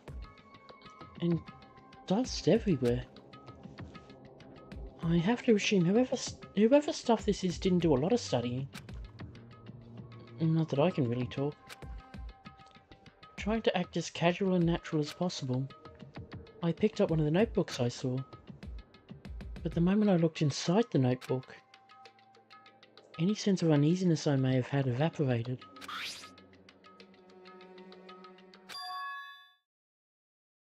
What? There was no denying what I saw. Inside the notebook was written Yasuhiro Hagakure. Is this our Yasuhiro? The notebook also contained a large number of notes for a variety of different classes, which would mean he attended classes here?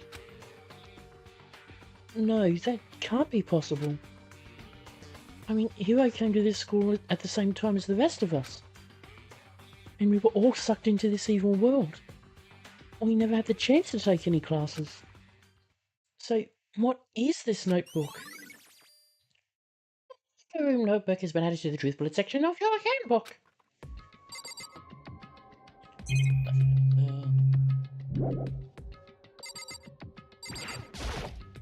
And back to the other.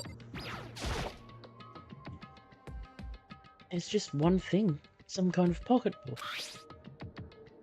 I don't see a name written on it, so I can't say for sure whose it is. But there's some writing inside. It could be important. I don't like violating the owner's privacy, but I'd better take a look. It looks like a girl's handwriting. What's that supposed to mean, Makoto? And all the letters are spaced out evenly, like whoever wrote them was measuring them. Whoever wrote this must have been really meticulous. Huh? I was flipping through the pocketbook, but my hand froze when it got to a certain page. I saw something familiar written there, words I'd heard before.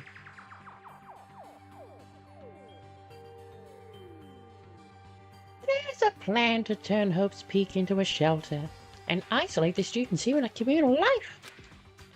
I decided to talk to the one who came up with the plan directly. It just so happens to be the headmaster. And my father. He was willing to give me some more details regarding the plan. Here's what he said. The point is to keep our student prodigies safe, to keep them as our hope for the future. Only their genius can overcome disaster, and only their hope can overcome despair. For the future of our country, our world, it's not an exaggeration to call this our final hope. We must isolate our superior youth from the corrupted world to serve as the foundation for a new era. This is the only hope we have. I hope that you will be willing to go along with this plan. So, that's what my father had to say to me. As usual, he made a selfish decision without consulting anyone else. I can't imagine a worse father. This can't be true, can it? This is Monokuma's handbook? But I knew it was, and I knew exactly who the pocketbook belonged to. Kyoko. It couldn't be anyone else. But if this belongs to Kyoko, what was it doing in this locker? And what she wrote here completely contradicts what she already told me. She said she hasn't seen her dad since he left when she was little. I decided to talk to the one who came up with the plan directly. It just so happens to be the headmaster and my father.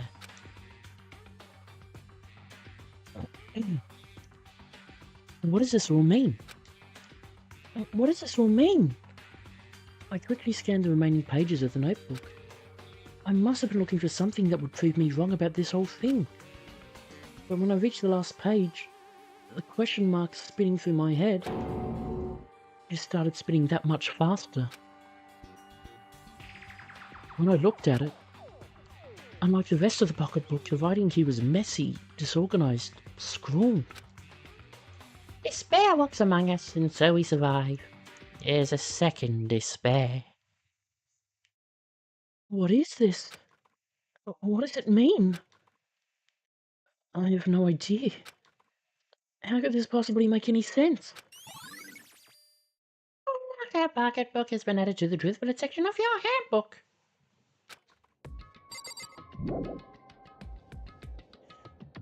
But the more I see it, the less sense it makes. Because these lockers, I mean, they had to belong to the previous students, right? So why am I seeing this? Why are there things in the lockers that look like they belong to people here? A notebook that seems like it belongs to Hiro, and a pocketbook that seems like it belongs to Kyoko. There has to be some kind of explanation. But if I want to find that out, I have to keep moving the investigation forward. And I have to believe in everyone. We've got us. The mastermind must be the ultimate forger. It's the only explanation.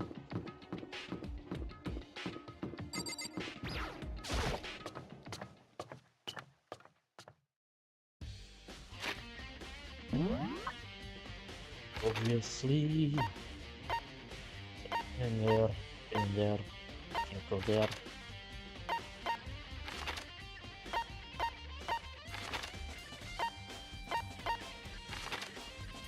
So we have data center. Data center would be the next thing to go to, arguably. Headmaster's room as well. The garden, the bio lab, and the dojo. So where's Hiro?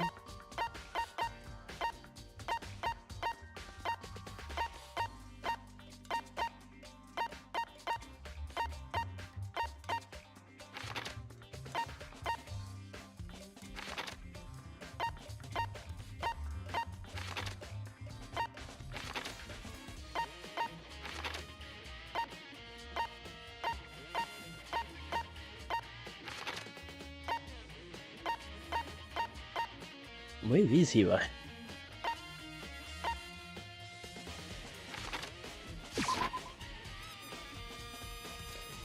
I'm just gonna quickly get up and put the coffee mug away because that's all done now, and then yeah, I'll be right back.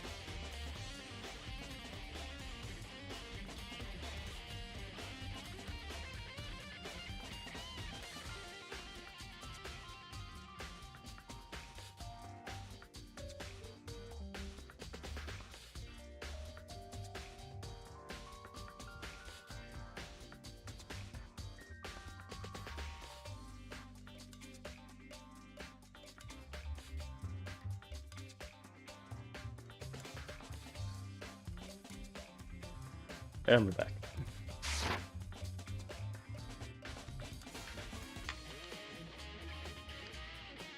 Off to the data center.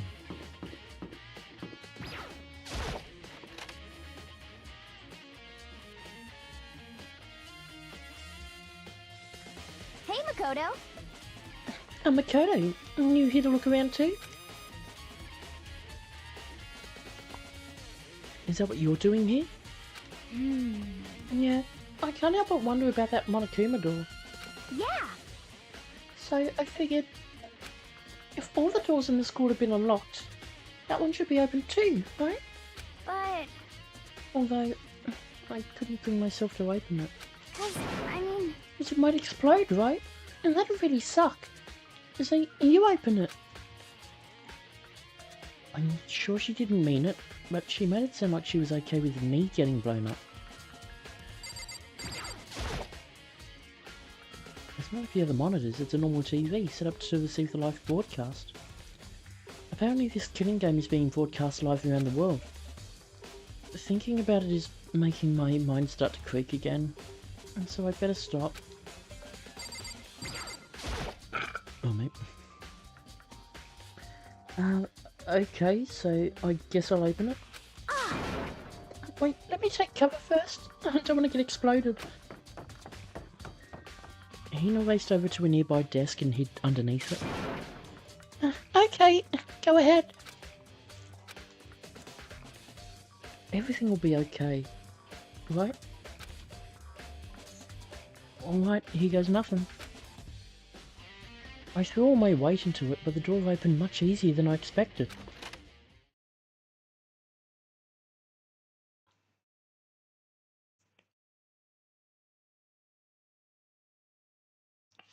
There was no explosion, thankfully. My first impression was... huh? Whoa, this place is totally sci-fi! Yeah, I was kind of thinking the same thing.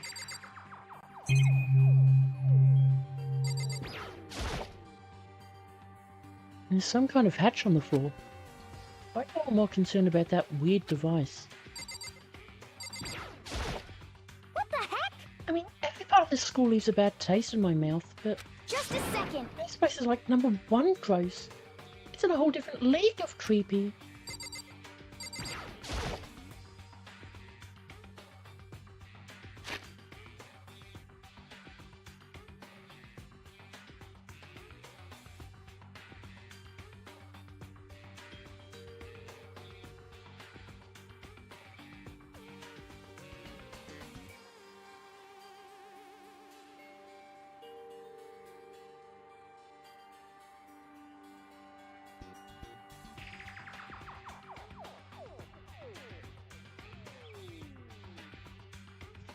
Sorry about that.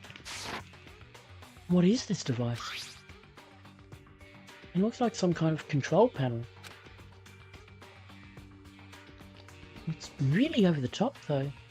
Like some kind of military installation or something. Yeah, it kind of looks like a mech cockpit, right? Yufumi'd probably freak out if he saw it. Cockpit? So the Monokuma room has a control panel that looks like some kind of cockpit. And could that mean... Okay. Alright, let's start poking at it or whatever. I'm gonna start pushing buttons! Hold on, you can't just... or whatever, something like this. It's too late. Ian was already jabbing away at the control panel. Did you hear that? Yeah, I think it came from the other room. Hey, what did you push? I'm not totally sure, but I think it was that one. The one that says data center? Data center? I took a good look at the control panel. And I saw a bunch of buttons, each with the name of a room next to it. And just like Hina said, there was one labelled Data Center. That must be the one she pushed. for the data center. That's right next door. The room we were just in. That's where the strange noise came from. I'd probably better go check it out. Yeah. Yes, please. I'm kind of scared out of my mind right now, so I'll just cheer you on from over here.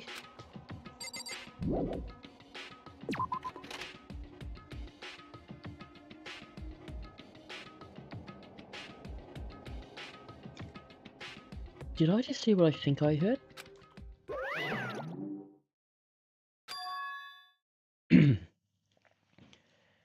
Is that Monokuma?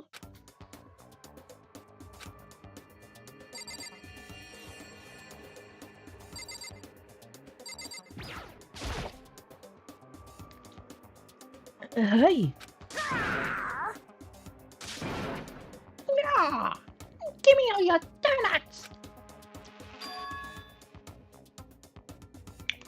Is that you, Hina? What? What? Oh man, busted! How'd you know? Say what? Anyway, what is this? Some kind of remote-controlled camera kind of setup? You don't even know what you're controlling? Hello. Well, I mean, I can't really see anything from in here. Found it. Guess what I found? A self-destruct button. Whatever you do, don't push it! Too bad. Oh man. Were you seriously gonna push it? Anyway, I guess that settles it. The room with the Monokuma drawing on it, and the control panel inside.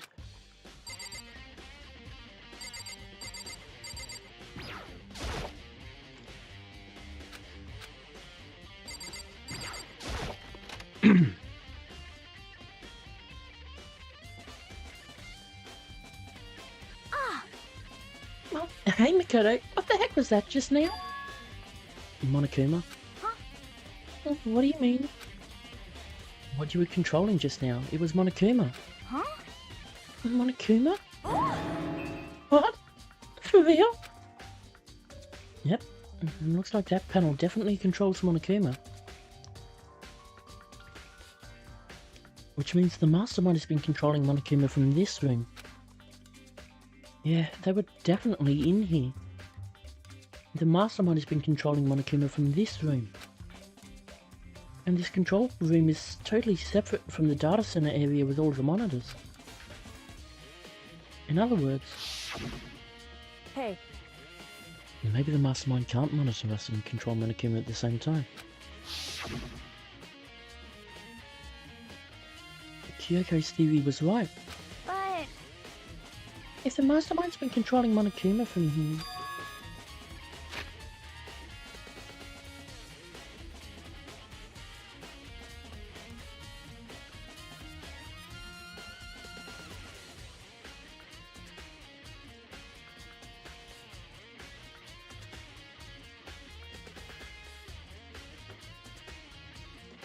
Sorry about that. That means they've been inside the school this whole time, right? I guess it would have to be true. But if that is true, It's a very polarizing approach, I know, but okay, enough puns. Anyway, here's a hint. I'm sure I told you this already, but... This killing game began with 16 participants, all of them high school students. And the only people to take a single step in Hope's Peak since the killing game began are those 16 students. then the mastermind, Monokuma's puppeteer, really is the 16th student? No, it can't be. There's no way, right? Monokuma control room has been added to the truth bullet section of your handbook. What's wrong, Makoto?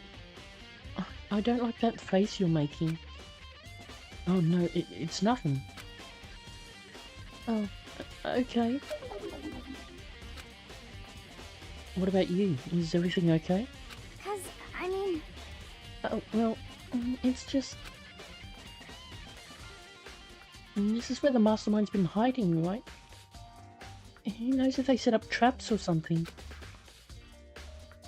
I can't say it isn't possible. I really hope it's not true.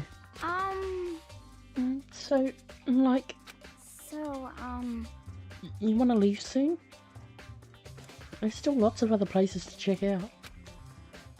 Yeah, good point. We can't waste all our time standing around here. Okay, you want to get going? Yeah.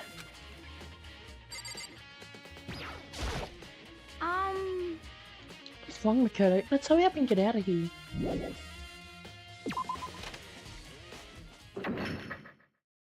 Click!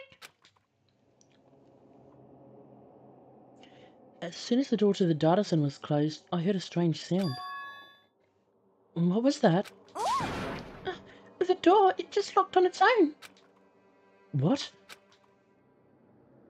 My hand shot out to grab the doorknob. Rattle, rattle. You're right, it's locked, but why? Of course it's locked, because the data center is now restricted. Monokuma? just a second. Hey, no fair. You can't just go around restricting whatever you feel like. Hey, It's for your benefit. Because if that room stays open, I won't be able to move around. Imagine how depressed everyone would get if the school mascot just up and stopped moving. Then, that room... Yep. As you may have guessed, that's where my controls are. So, right now you're being operated by someone in that room? Yes, indeed. Correctamundo. You're a liar. That doesn't make any sense. We were just in there and we didn't see anyone. Oh, you didn't, did you? Are you sure you weren't as thorough as you could have been? Did you happen to check a certain suspicious hatch? I did. I checked it once and twice. And I could have checked it thrice. No way. The hatch on the floor? Too bad. That was your one big chance and you blew it. Too bad. Of course, that hatch can't be opened from the outside anyway. Whatever. Now then, this room is officially restricted, so no more investigating. I'll be relying on you guys to tell the others. Peace! He's gone. But So, was he telling the truth? The mastermind was hiding in there? In fact, if you think back to when we got locked out of the control room, that proves it for sure. huh? And when I said we should leave... Well, that hatch couldn't be opened from the outside anyway, right? So it's not your fault. Sorry. Okay. Anyway, we don't have to let it get to us. We have to stay positive and make the most of the time we have left. And you're right. If there's one thing I'm good at, it's keeping my body moving. Okay. I'm gonna go run around and tell everyone what we found here. Nice, you got me all motivated again. You got it. Anyway, I'm out. See you later. Hina took off at a full sprint. And I have to do what I can too. That's the only way forward. Oh, to the headmaster room, that's the music room. Further along, here is this room.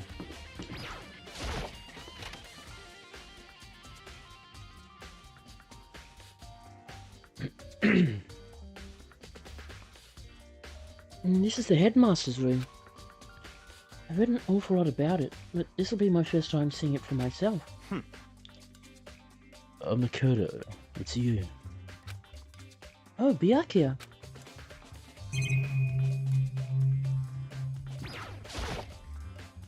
There were trophies and even a shield in the display case. And is that another sword? Even in the headmaster's room there's a monitor. Oh. Okay, that's not there. Even in the headmaster's room there's a surveillance camera.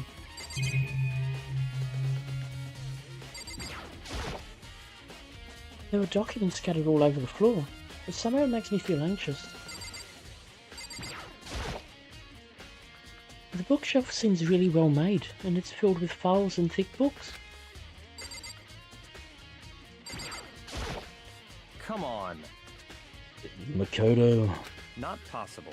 you're ignoring me. You think I'll forgive that just because you're you. Such ignorance.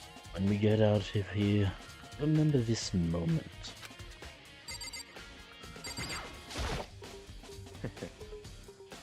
Well, you came to the right place this time. Would you like to see something interesting?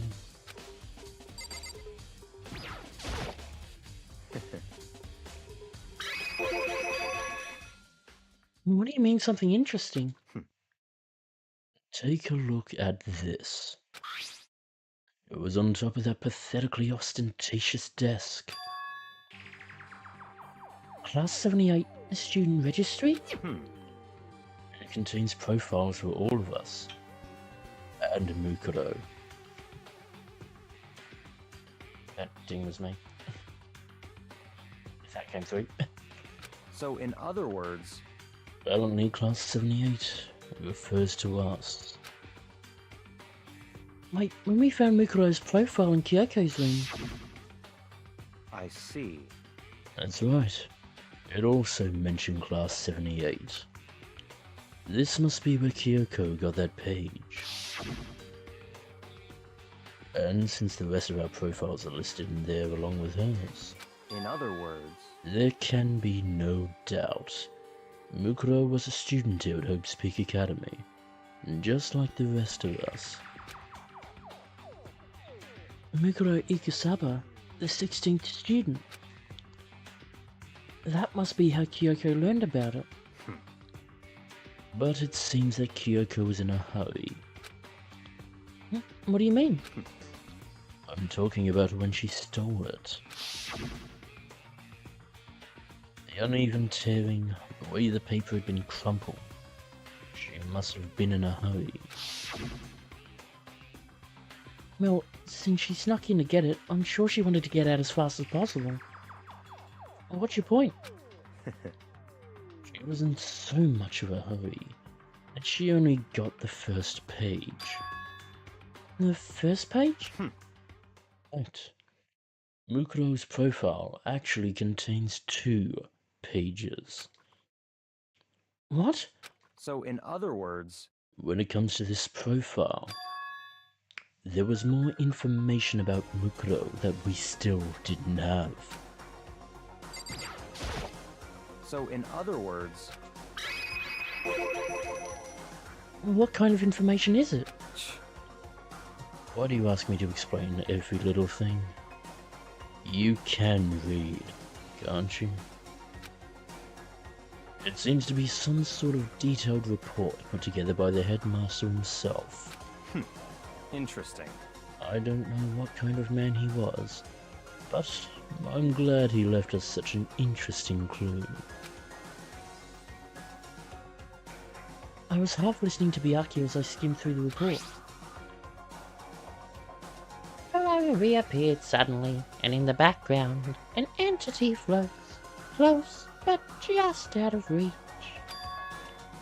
The entity known as the Ultimate Despair.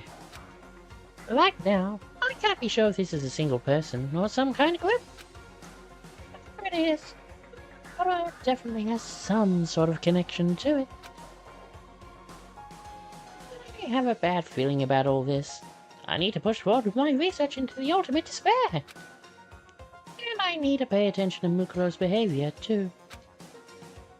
This is just my gut feeling, but I think she's dangerous. Despite the the countless battles she must have gone through as a member of family.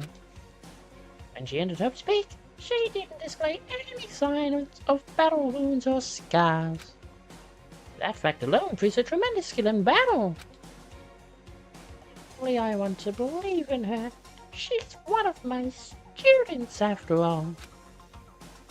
But if I decide she's a danger to the other students, I will be forced to take all reasonable measures.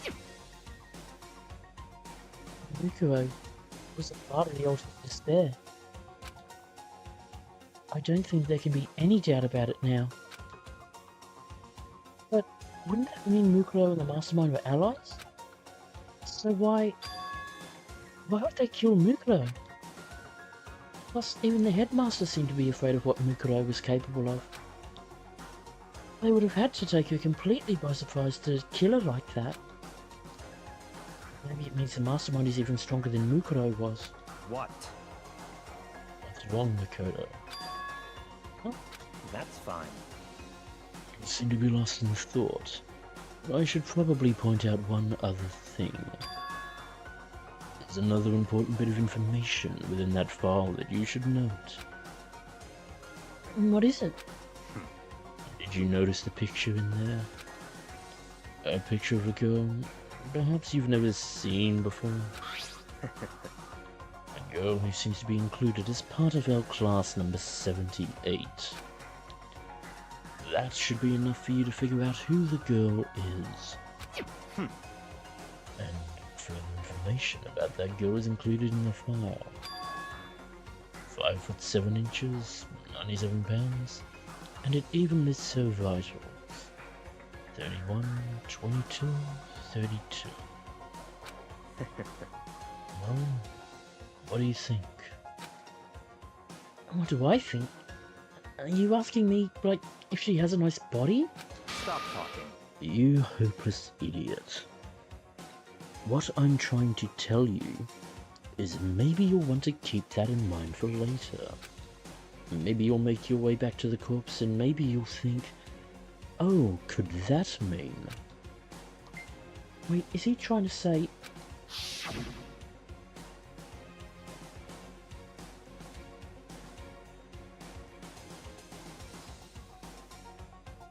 There's a chance the body isn't actually Mukuro? Is that what he's saying? Personally, what I'm thinking seems all... Sorry. Personally, what I'm thinking seems all but impossible. But it wouldn't hurt to confirm, right? It's all clear now. That's all I was trying to say. What you do with that information is your business. So I'm back to being Byakuya's errand boy. Mukuro's profile has been added to the Driftblood section of your handbook. Oh, and one last thing. It's a bit of advice from me to you, so I suggest you pay attention.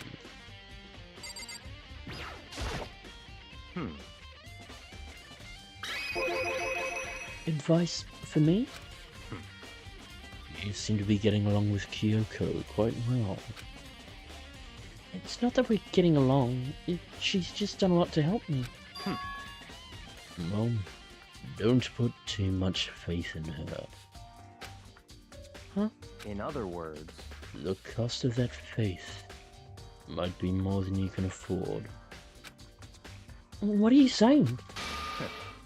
Just what I think. Call it a hunch. A hunch. But my hunches tend to be proven right. The advice is free this time. Take it or don't, as you will. I'll keep it in mind. Thanks.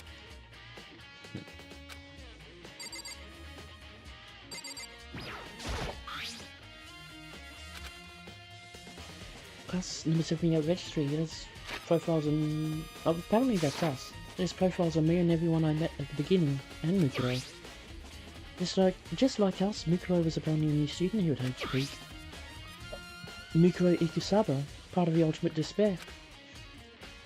Which means her and the Mastermind should have been allies. But then why would the mastermind kill her? Aren't they friends? Hey, Byakuya? I don't have time to play with you. I don't have time to waste on you right now.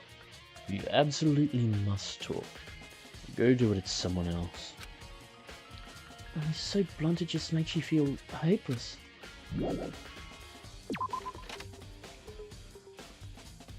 And up the stairs we go. Do-do-do-do-do-do.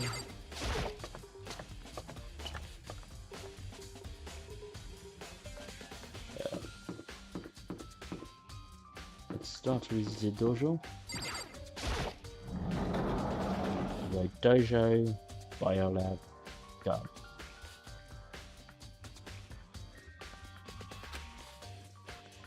Oh, Toko, so this is where you were. What do you want? Am I so disgusting you want me out of your sight? No, that's not it at all. I just thought maybe you'd found a clue. Well, I haven't.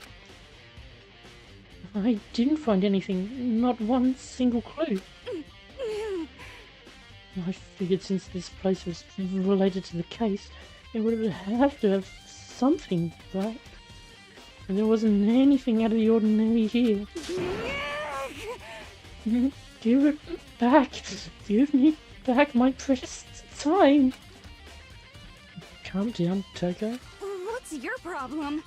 Don't tell me to calm down. Do you have any idea what I'm going through right now?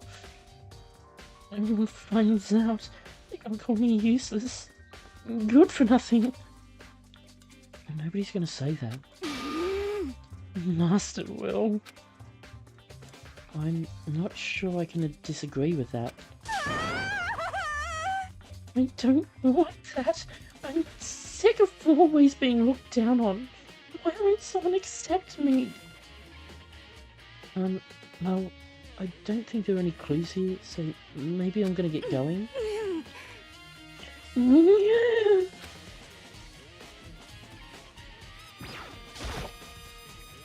There's a bunch of wooden lockers in here. We found a clue in here, but it was just the mastermind's attempt to find Kyoko.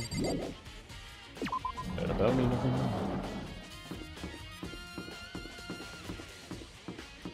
Blood.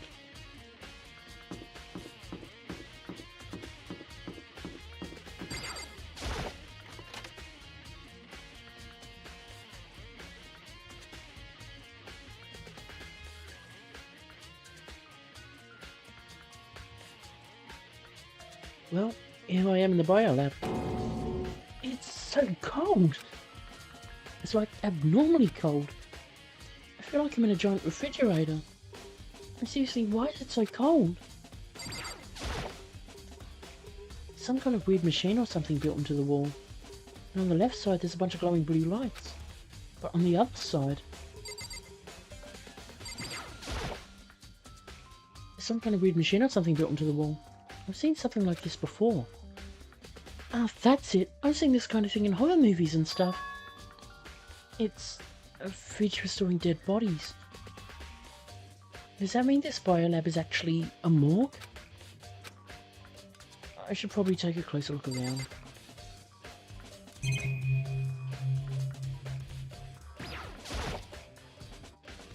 I'm surprised the surveillance camera can work with how cold it is in here. There were icicles hanging from the monitor. Oh, there's some kind of booklet here. It looks like an instruction manual.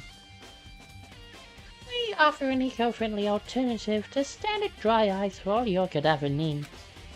In addition to the germicidal lamps, we also provide an ozone generator for the removal of ethylene gas.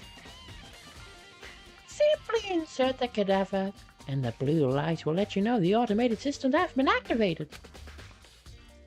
Temperature and humidity levels will be adjusted automatically for optimum settings.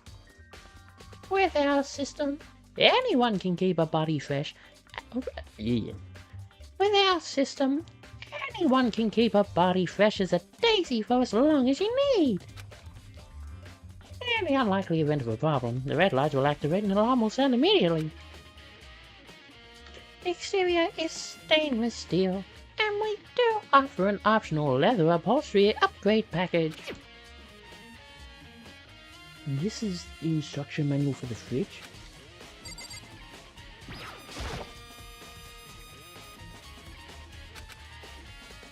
But only some of the lights are on. The ones on the left.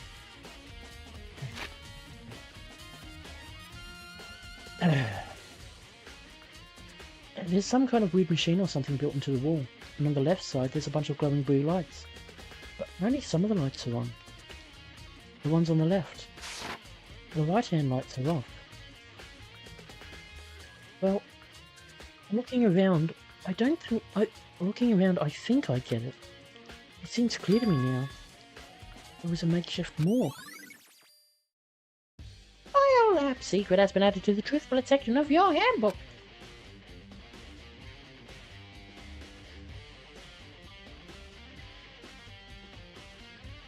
And about those lights by each slot. It looks like it's set up so that when a slot is occupied, the blue light comes on. Which would mean inside each slot lit up in blue. Another one of the victims is... Biolab lights has been added to the truth bullet section of your handbook. I can't let my emotions take control right now. There's only one thing I can do for everyone who's died. And that's defeat the mastermind. And to do that I have to continue my investigation. I don't have any other option.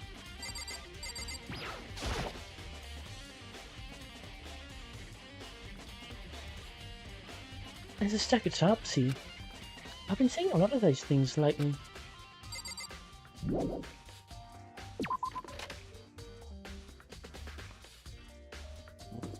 Ways to go now before things get a bit more twisted.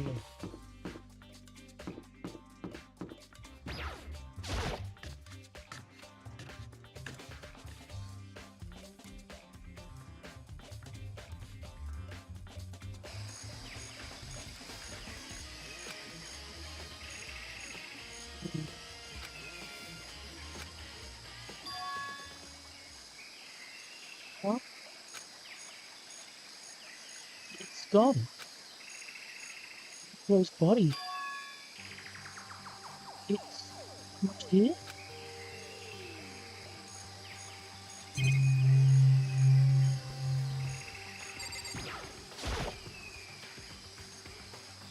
It's searched for chickens there.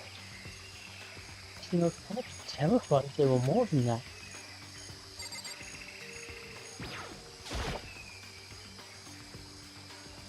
Bodies inside the tool shed. I'd better check just to be sure.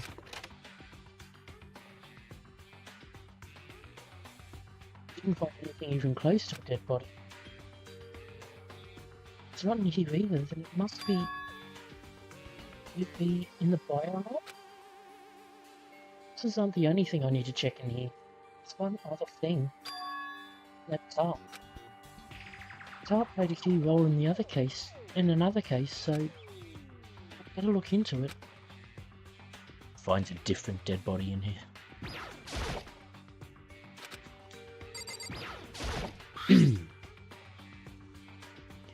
The killer used the tarp to keep the sprinkler from getting the body wet, which means the killer might have left some clue behind here. Huh? I didn't notice this before, but there's a small stamp on one corner of the tarp. It says Biolab? And then this originally came from the Biolab? Tarp has been added to the truth bullet section of your handbook.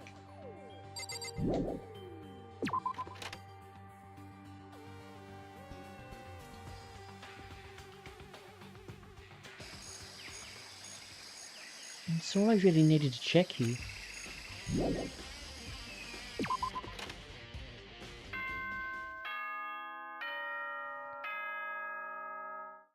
Bong, bing, dong, ding.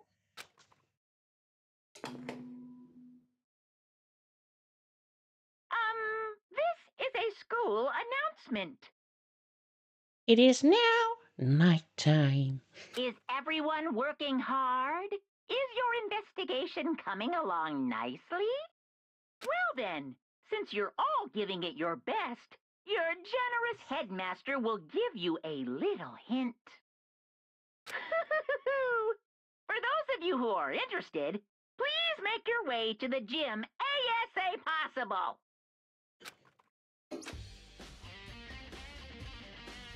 What? Now he wants to give us a hint?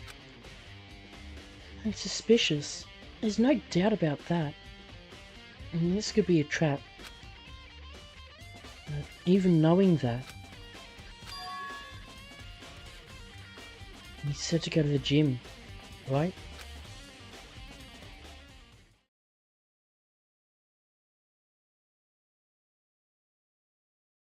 Just give me a moment.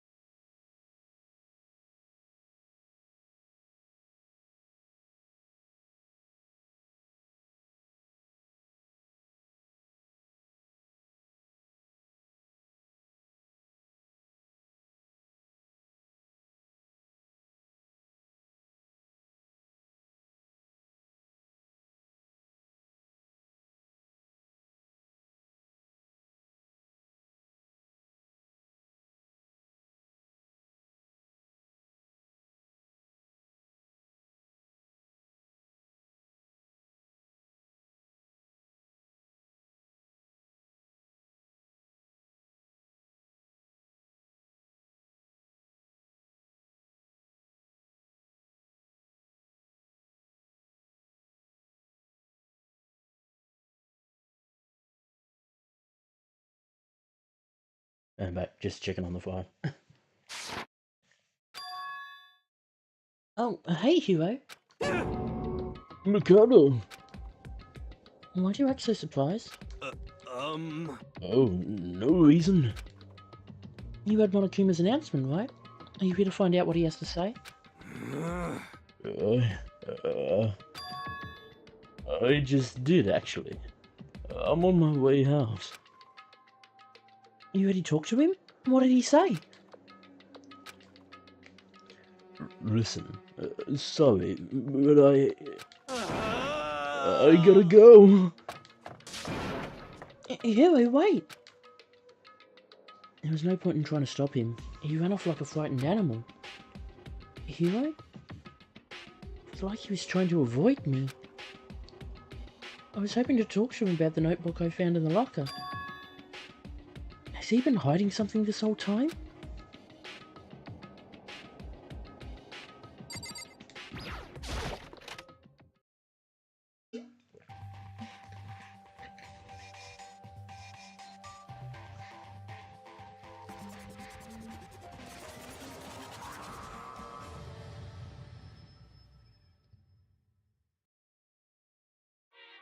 I am Monokuma!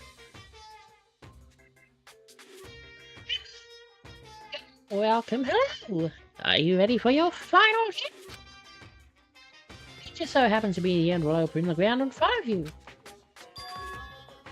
The envelope? Ready for the final hit? It's in the envelope on the ground in front of you.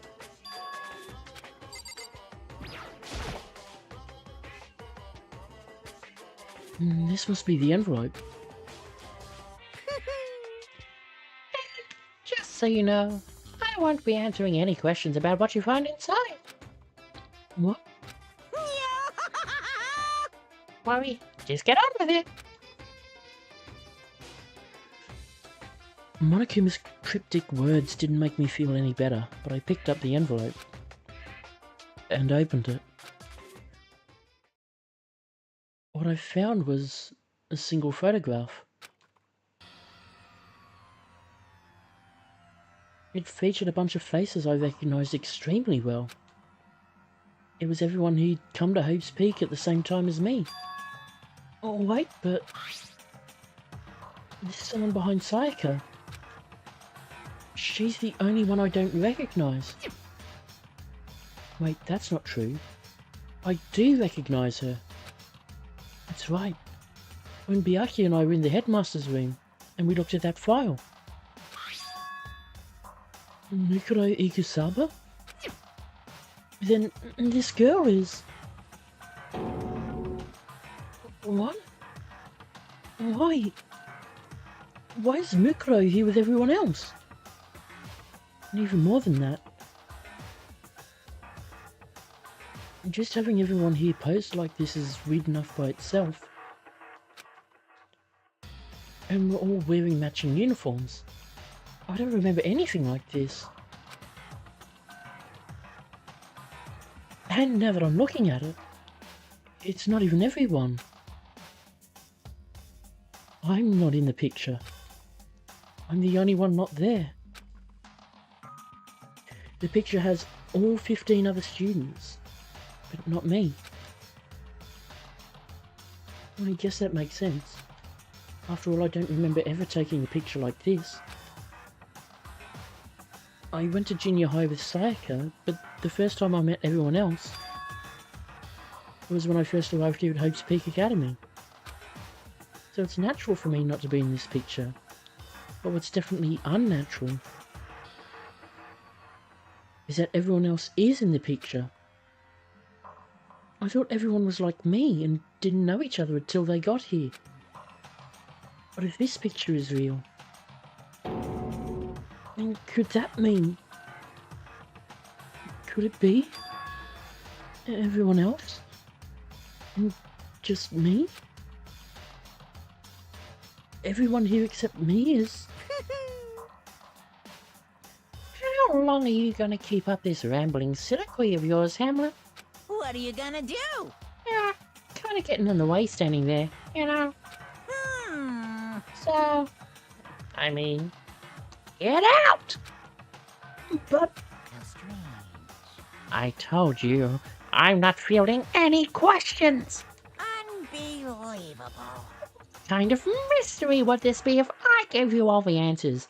I'd be totally out of left field.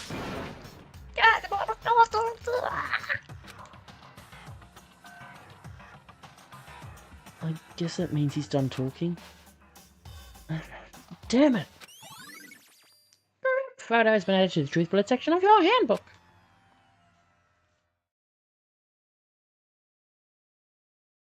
So in the end, all I found in the gym was even more confusion. And with that confusion in hand, I left the gym dejected.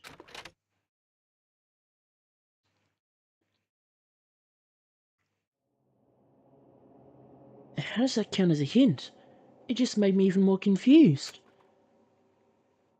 Is that what Monokuma was going for? Did he put together a fake photo just to confuse me? But it looks so real, so full of life. How could anyone fake that? Which would mean everyone but me. Maybe I should just ask everyone directly. That should clear all this up. No, I have to clear this all up. And those people are. There is one in the dining hall. Kyoko is no longer in the hidden room. There is one in the archive.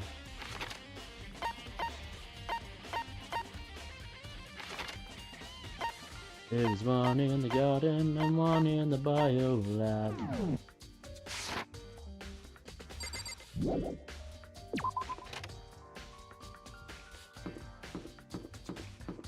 Run, run, run, run, run to the doors. Don't you think that this is the norm?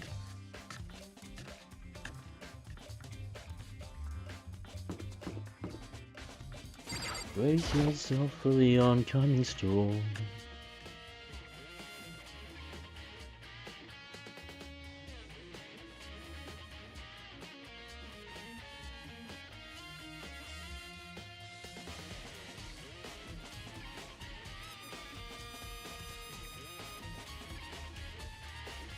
And I'm blanking on the third. I'm blanking on the fourth one.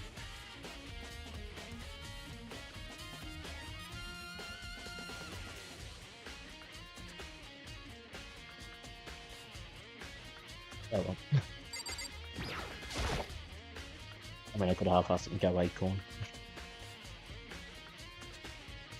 So this is where you've been hiding. And listen, I was hoping to talk to you. Makoto? Sorry, gotta go. What? She went off so fast I didn't even have time to ask her to stop. Hina. Why? Why won't you talk to me?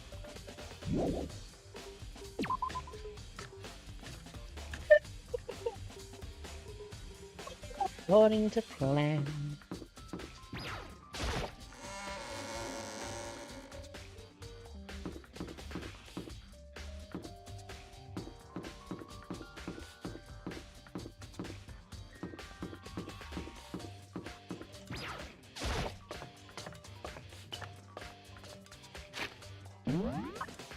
Just to double check his hand actually ran off elsewhere. Because I believe Hero does.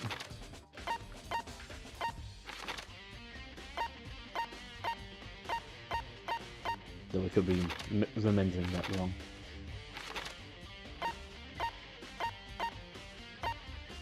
Doesn't look like it.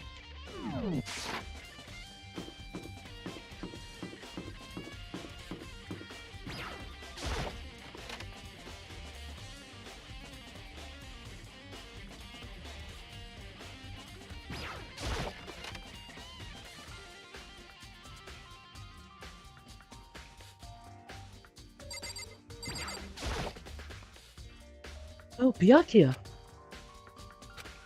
Listen, do you think we could talk? Byakuya? That's enough.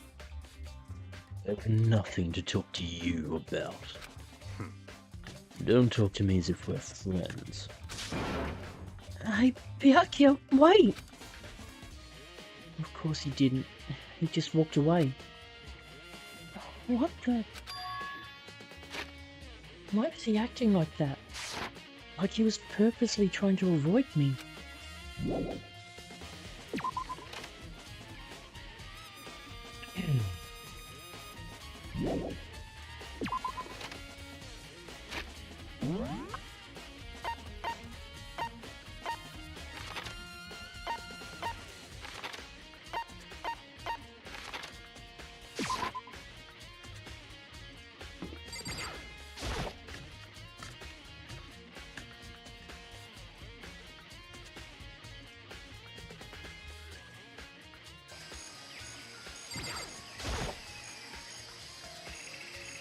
Hey, Hero?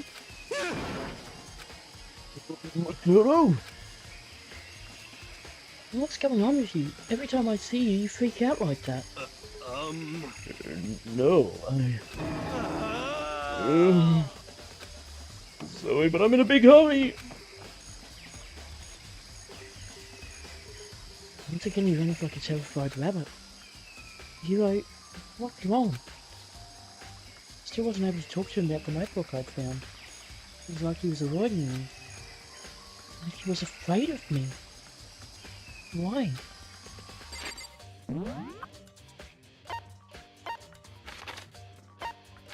Unless I'm misremembering Heroes and...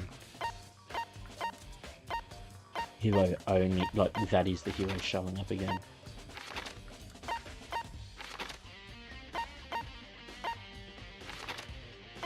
Must be.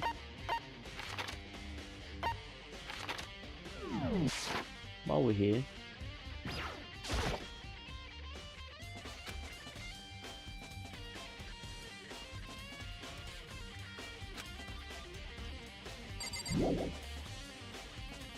so I was thinking about the tarp.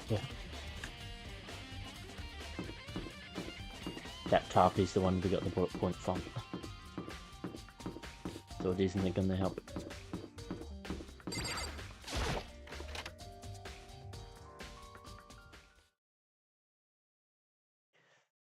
I decided to visit the biolab one more time. And the first thing I saw when I got there was her, passed out.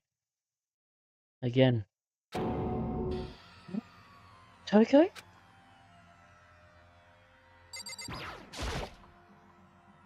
Now we need to deal with Kyoko.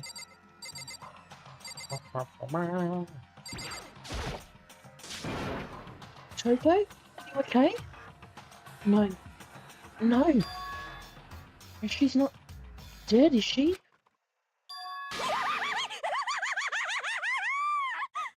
That's a no. Ah! It's cold. It's super cold. It's so cold I think I might catch cold. If you keep taking naps in places like this, I'm sure you will. I see. What? I was asleep?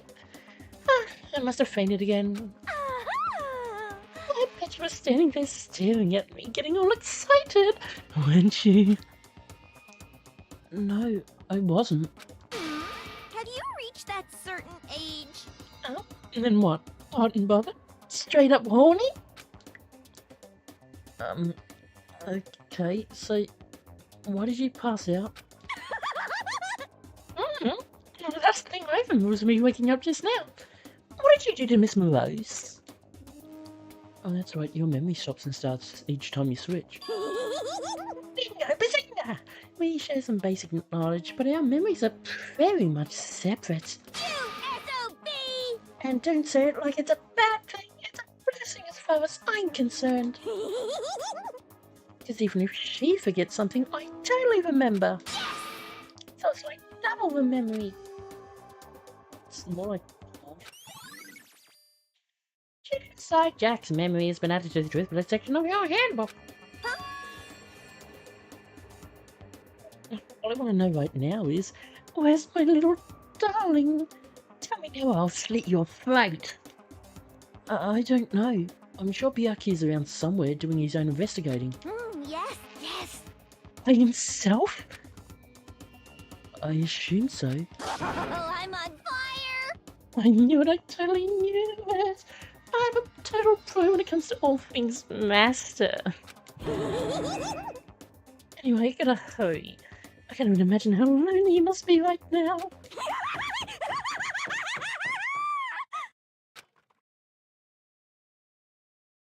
Toko shot off, her eerie laughter echoing behind her. I totally forgot to ask her about the picture. Oh, there's no point asking Genocide Jack anyway. Besides, I have more important things to do right now. Why did Toko faint? There's gotta be some reason for it.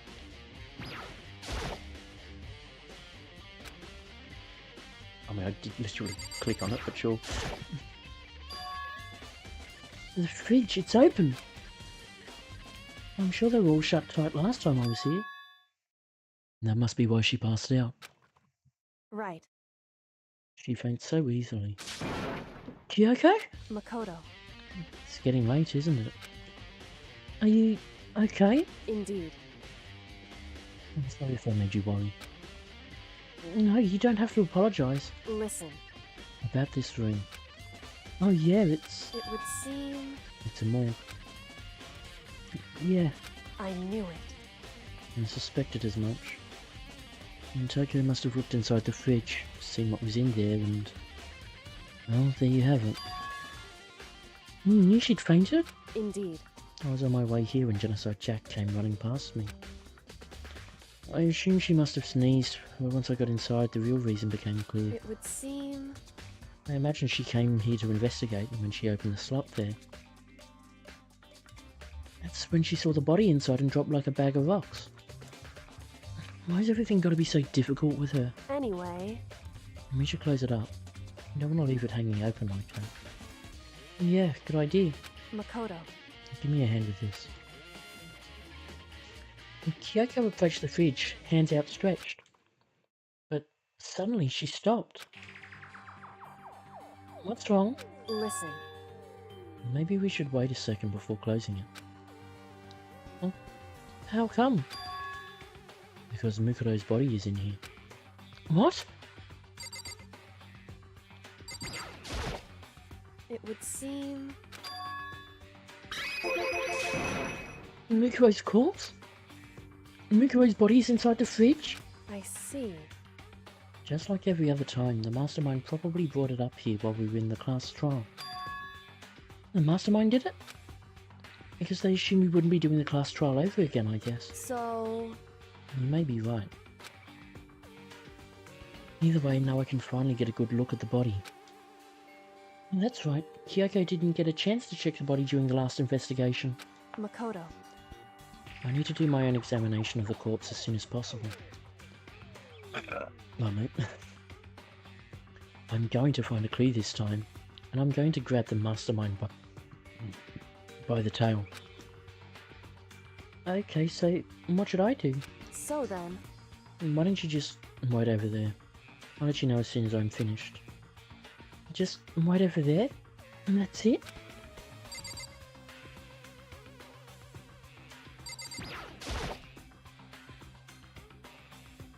You know, I think I've seen a tarp like this somewhere before. That's the same as the one I found in the garden tool shed. And if I remember, that tarp, it had a stamp on it that said Biolab. And that's the tarp that was used to help camouflage the murder in the garden. At some point, someone got it from the Biolab and took it over there. Tarp has been updated in the truth bullet section of your handbook.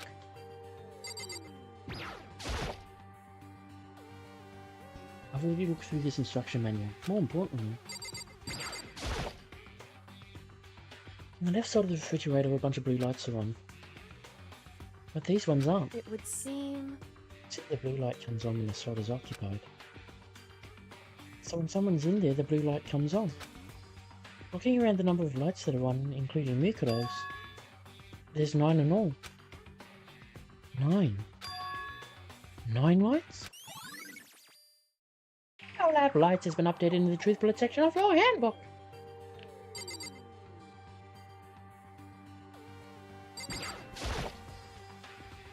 It's a fridge meant for storing dead bodies. I can't do it, I can't look inside.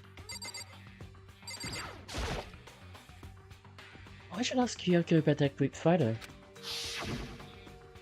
After all, she's in it too. Don't let me interrupt your investigation, but I wanted to talk to you about something. What is it? It's about that announcement Monokuma made earlier. Whew. You mean the one about a hint or something? I didn't take him up on the offer. Huh? Why not? Because... The only reason he'd give us a hint at this point would be to confuse us, to cloud our judgment. I can solve this mystery on my own, without whatever hints he may have to offer. That's a good point. I wish I could go back and do the same thing. What's done is done, I guess. Standing here looking at her, I don't think she's hiding anything from me. Is she right? Did the mastermind forge that picture as a trap to confuse us? It's gotta be it. There's no other explanation. Whew. Okay, Makoto, I'm done. Already? Geez, that was fast. Indeed. Anyone can do good work if they go slow. In that spirit, I'll make my report brief. Whew. Indeed. So your report's not going to be good work? So, did you find anything? Indeed. I paid careful attention to the wounds and the traces of blood, and it seems highly likely that the stomach wound and blow to the back of the head were inflicted after death. Really? The burnt tissue made things a little difficult, but I'm completely confident in my findings. That means neither of those were the fatal injury, right? Then what was the fatal injury? Due to the explosion, the victim's identity is unknown. They were, however, dead before the blast. The victim had been stabbed a single time with a knife, which went completely through the body. It had also been struck in the head with an object about as thick as a metal pipe. The body was discovered with other wounds, but these were at least several days old. The only other option is those other wounds, but the file said they were old. Is that right? Where does it say they're old? Huh? Because... All the Monokuma file says that they were inflicted at least several days ago. I guess I don't see the difference. Wrong. Well, the difference is immense considering the impression they give. Listen, You seem to be equating several days old with simply old. however, That doesn't quite follow logically. Old wounds, it makes it sound like they've been there forever, like they're not related to the murder. Are you saying they are? Well, we all got the Monokuma file right after she was killed, right? So if the wounds were at least a few days old, there's no way they could have had anything to do with it. so then, But what if Mukuro herself wasn't killed within the last few days? What? at the very least, Certainly you can allow it as one of the many possibilities, can't you? One of many? right. A detective doesn't have supernatural powers. There's no way to predict the answer from the beginning. Instead, the ideal detective begins by imagining as many possible scenarios as they can.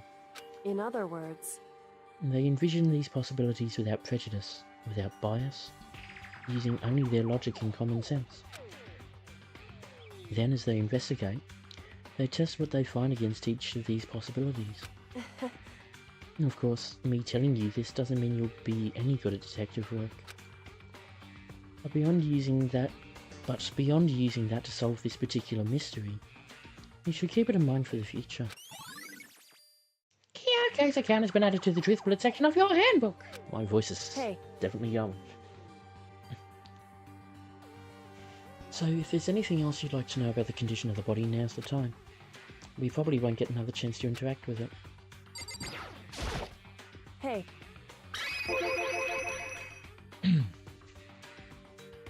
Come to think of it, there was one thing. Earlier when I was looking at Mukuro's profile, it listed her height and weight. so, 5'7" inches, 97 pounds. Vitals were 31, 22, 32. Did I get all of that right? You remembered all that?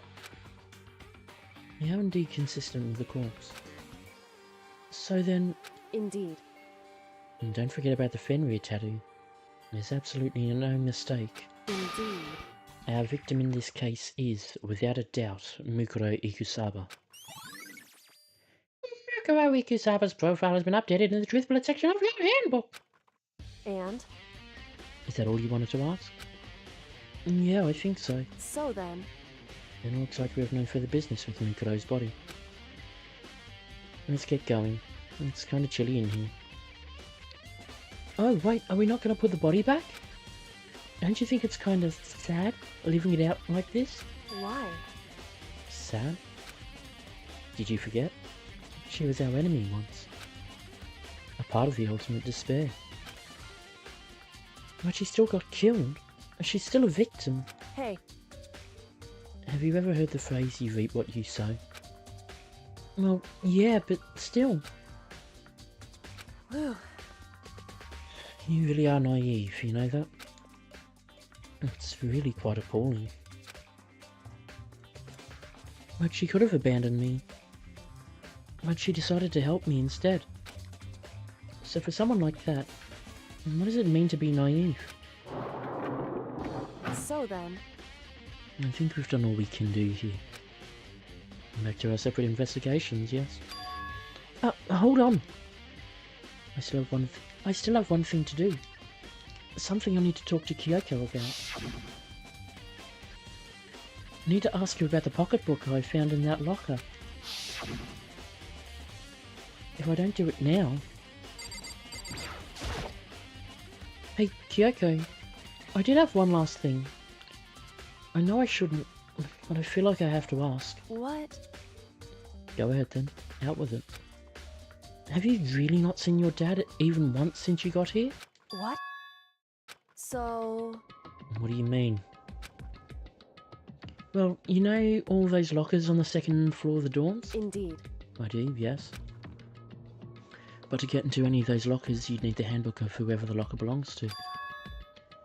Actually, I managed to get them open using that emergency handbook. I see. The one you found in the headmaster's hidden room. And? So, did you find anything worthwhile in the lockers? I found a pocketbook, and after looking through it, I think it must be your pocketbook. Why is that? What makes you say that? Because... Like I said, only the locker's owner should be able to get into it, right? I can't imagine those lockers belong to any of us. After all, we only got access to that area just recently. What I'm saying is, there's no way I could have had access to any of those lockers. And if I did have a pocketbook, why would I bother putting it in a locker? Everything you just said makes perfect sense, but there was something written inside. It was about the headmaster, about your father. What? If that's true... Could that mean that video is real too? Video? Makoto. I think everything is starting to fit together to reveal a cohesive picture. Although, I'm afraid that picture might be worse than anything we could have imagined. What are you talking about? I need to go investigate those lockers. Right now. I need to confirm what you just said with my own 2 eyes. Oh, let me give you the headmaster's handbook. That way you can... So... That won't be necessary. If I'm right about this, I shouldn't have any problem opening the locker with my own handbook. After all, it would seem that it's my locker. Your locker? Makoto. If you watch this, it'll all make sense. A DVD? And it says, class number 78, urgent interviews? So... I found it that hidden room after you left. Anyway... I don't have time to explain exactly what I think it means, so just watch it and see for yourself. I think you'll realise exactly what it means. You'll understand why you found my pocketbook in a place none of us have ever seen before. None of this makes any sense right now. I guess that means there's some important clue on this DVD. And a few DVDs been added to the truth bullet section of your handbook. Makoto. Oh, and now it's my turn. Do you have a second to listen to me ramble? Ramble? In other words... So, as it turns out, the arrangements I'd made didn't stick. What I mean is, I'm less and less sure of everything, even my own feelings. You're talking about your dad, right?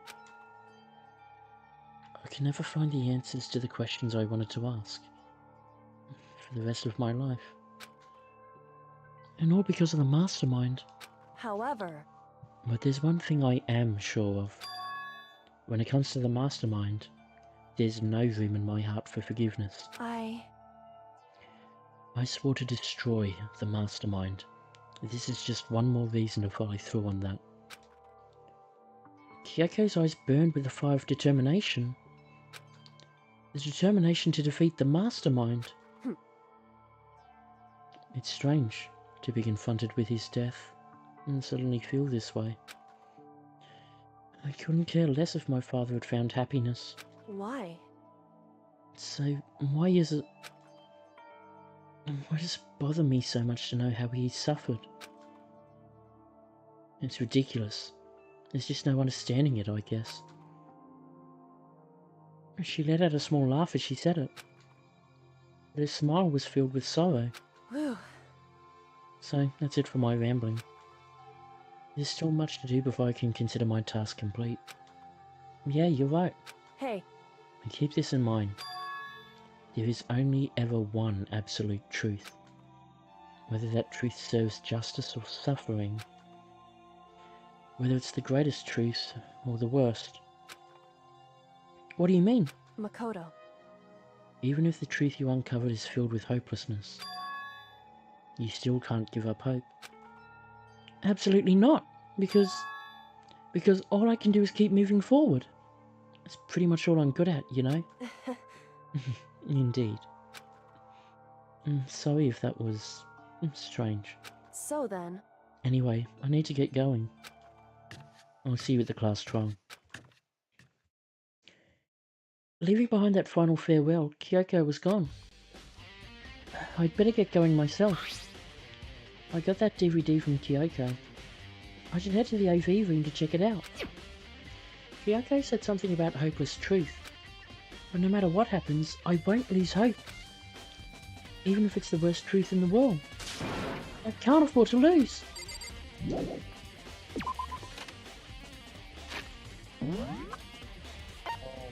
Check to see if they are anywhere else. I don't believe they will be.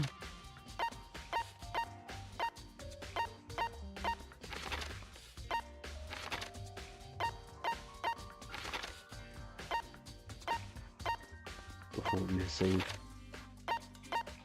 basically the final piece of the puzzle. Okay.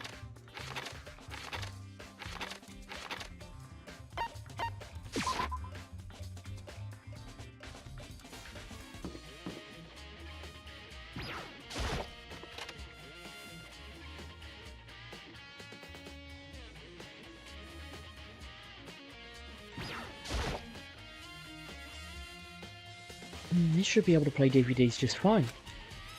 Well, then I better take a look. I took the DVD Kyoko gave me and put it in the player. It said that it was playing, but nothing appeared on screen. I stared into the black of the monitor. It must have only been a few seconds, but to me it felt like an eternity. And then, all of a sudden, an image appeared.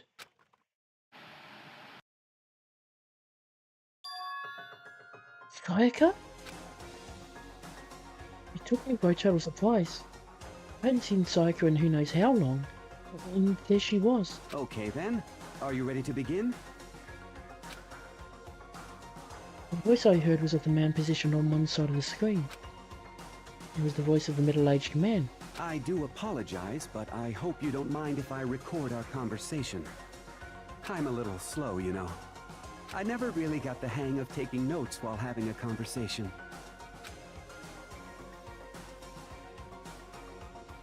It sounded like he was trying to make a joke, but Sayaka's tense face didn't move a single millimeter. So this video is meant to serve as a kind of contract substitute. It's not that I don't trust you guys. It's more like insurance. So please don't worry too much. Now then, let me get straight to the point. There is a chance that you may have to spend the rest of your life here in the school. Can you accept that? To accept that? Sayaka was obviously at a total loss. It made total sense. Who would agree to spending the rest of your life in this school? Accept. What? Thank you. And I'm sorry about all this. Well, I can promise you that I will do everything in my power to keep you safe. As the headmaster of Hope's Peak Academy, I give you my word.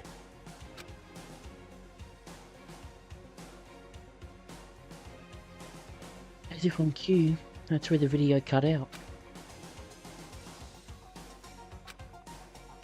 There was a lot I hadn't understood up till now. But this... only this... I simply couldn't comprehend what I'd heard. Because I know how much Sayaka wanted to get out of here. I know how much she wanted to escape and pursue her dreams with her friends again.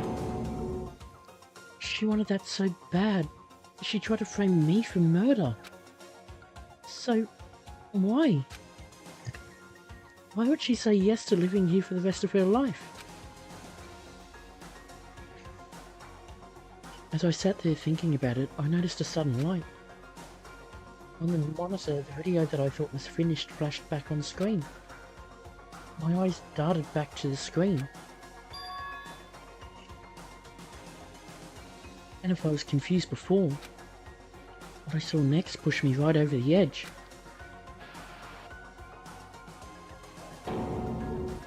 Huh? What I saw was... me. Impossibly, undeniably, me. So, Makoto, before we begin, I should let you know that I'll be recording our conversation. Yes. Me and the headmaster were looking at each other. He and I were having what seemed like a fairly normal conversation. But the I in the here and now, had absolutely no memory of it. I had no memory of even meeting the headmaster, much less sitting down to talk to him like this. Now, shall we get straight to the point? Makoto, there's a chance you may have to spend the rest of your life here in the school. Can you accept that? Yes. This can't be real. I said yes? I'm sorry I'm putting you through all this. Well, I mean, we don't have much of a choice, do we? But I promise that as long as you're in this school, I will do everything I can to protect you. As the headmaster of Hope's Peak Academy, that's the very least I can do for you.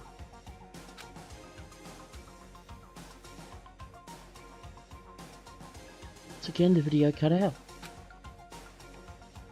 There, the video repeated the same scene again and again with the others. Kyoko, Kyoko,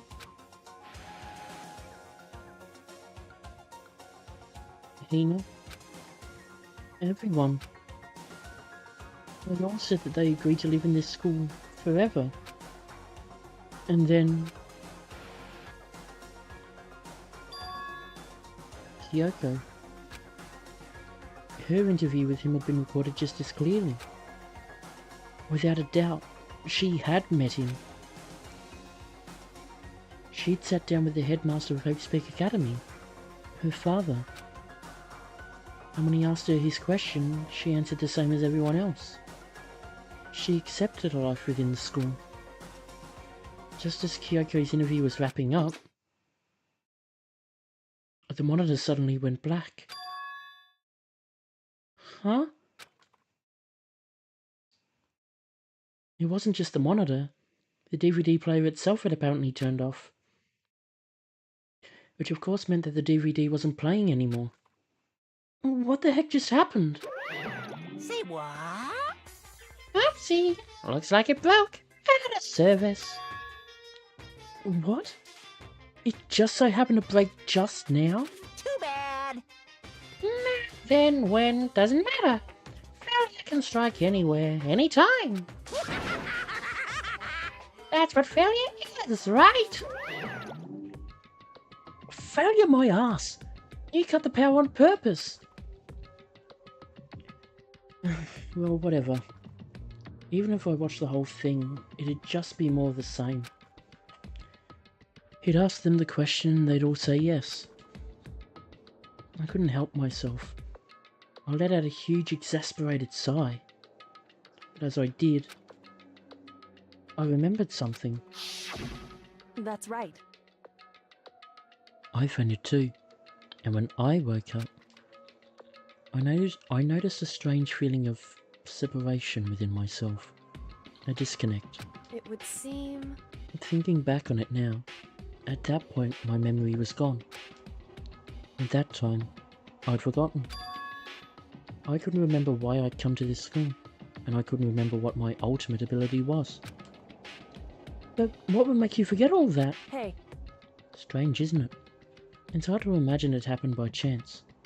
It seems much too convenient. A convenient outcome. Something that seemed to obviously work in favor of the mastermind. So does that mean I've lost my memory too? What about the others? Have we all forgotten? Or... Interview DVD has been updated in the Truth Bullet section of your handbook.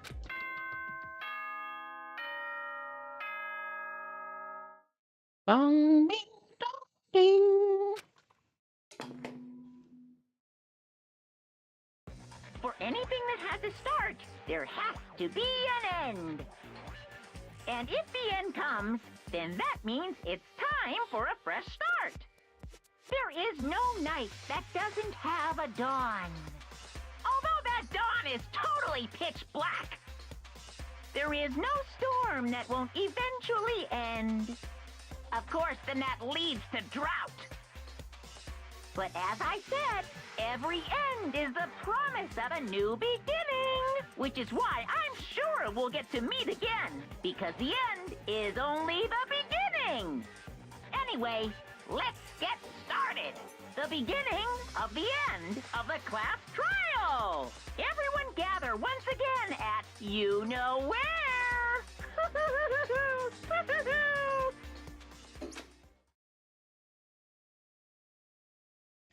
It's about to begin again. The class trial is going to start. The final class trial. The last time all our lives will be on the line. The last time hope and despair were on the line. I don't have a choice. I have to do this. Okay then. This is the end.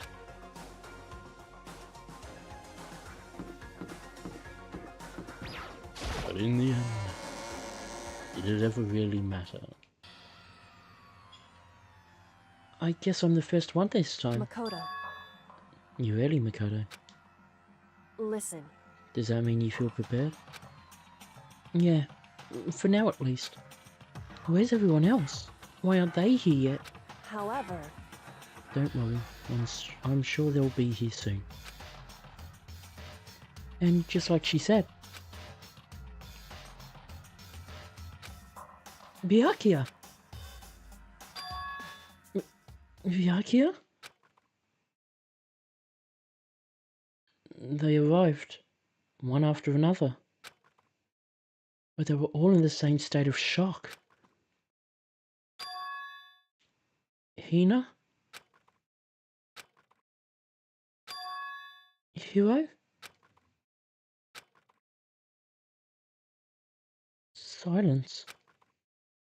And it wasn't any normal silence. It was the deafening silence of fear and suspicion. It was like the first class trial. You called for me and so I appear. I'm late!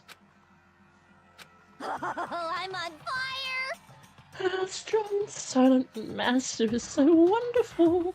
So cool, so hot, my loins are ablaze. Yes! Now listen, everything will be just fine if you leave it to me. My beautiful scissors!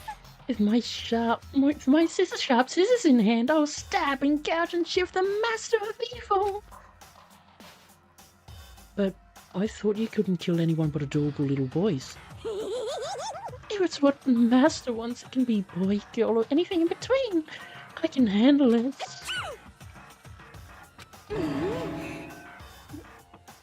Where am I?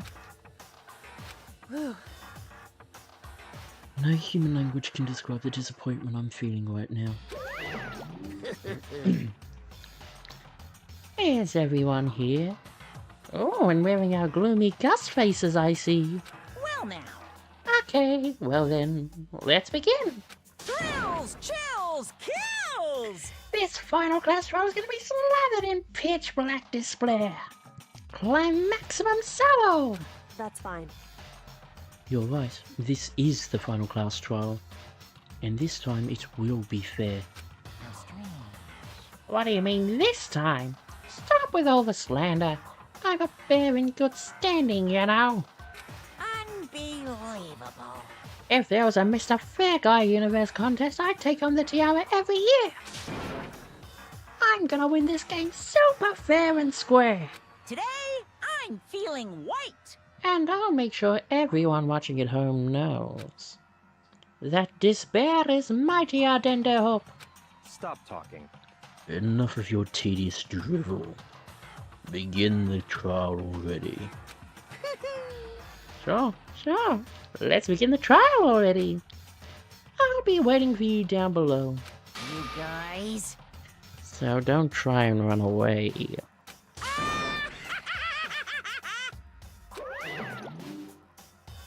Laughing as loud as ever, Monokuma disappeared. Whatever. In the name of my family. This will be over in no time. With an inexplicable confidence, Byakuya was the first into the elevator. One by one, the others followed.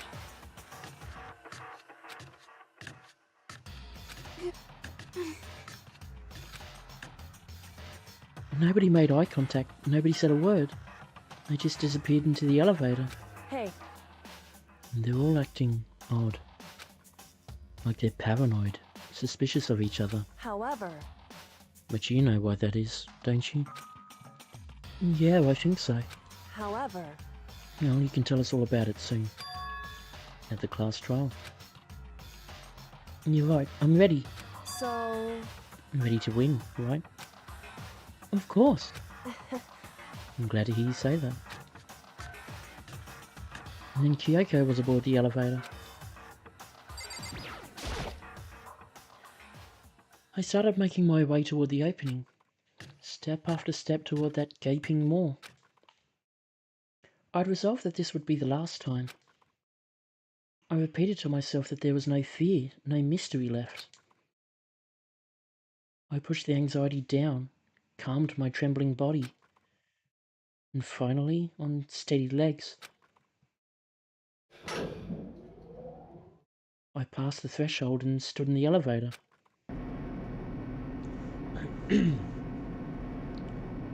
Without warning, it began to descend. Deeper and deeper. Deeper, deeper, deeper still. Deeper and deeper, deeper and deeper, and deeper and deeper. Deeper and deeper it fell.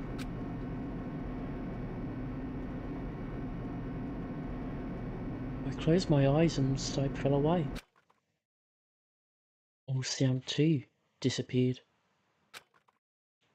Alone in the universe, I waited for the elevator doors to open for one last time. What could have been seconds or centuries later, I felt the gentle vibration of the elevator come to an end. I slowly opened my eyes. This is the final trial site? What do you think? Isn't it just the perfect background for deciding a person's fate? Yoo-hoo! It's the long-awaited last stage! The always exciting final boss battle! And I'm gonna sit in on this one. I'll just sit right here in the vacant 16th seat. Thrills, chills, kills! Well then, let's begin!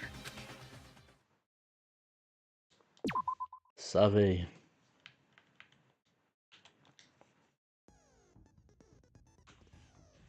And that, following a backup save just to make sure, that is going to be where we wrap things up for today. Investigation complete. Suspicion cast. And frankly, all the answers given. So, I blanked on that.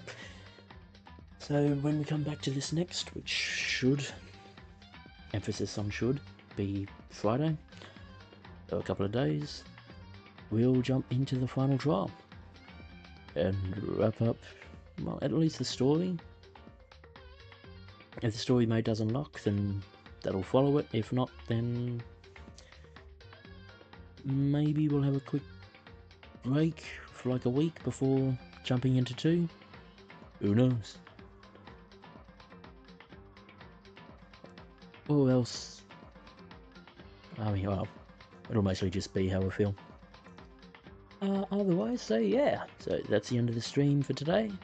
Thanks for tuning in live if you did, or if you're watching on playback, thanks for watching. As always, I've been Fungal82, feel free to like, comment, subscribe. If you want to find me elsewhere, the links will be in the description below, or feel free to check out the rest of the channel. Otherwise, yeah, I'll see you all next time. Bye guys.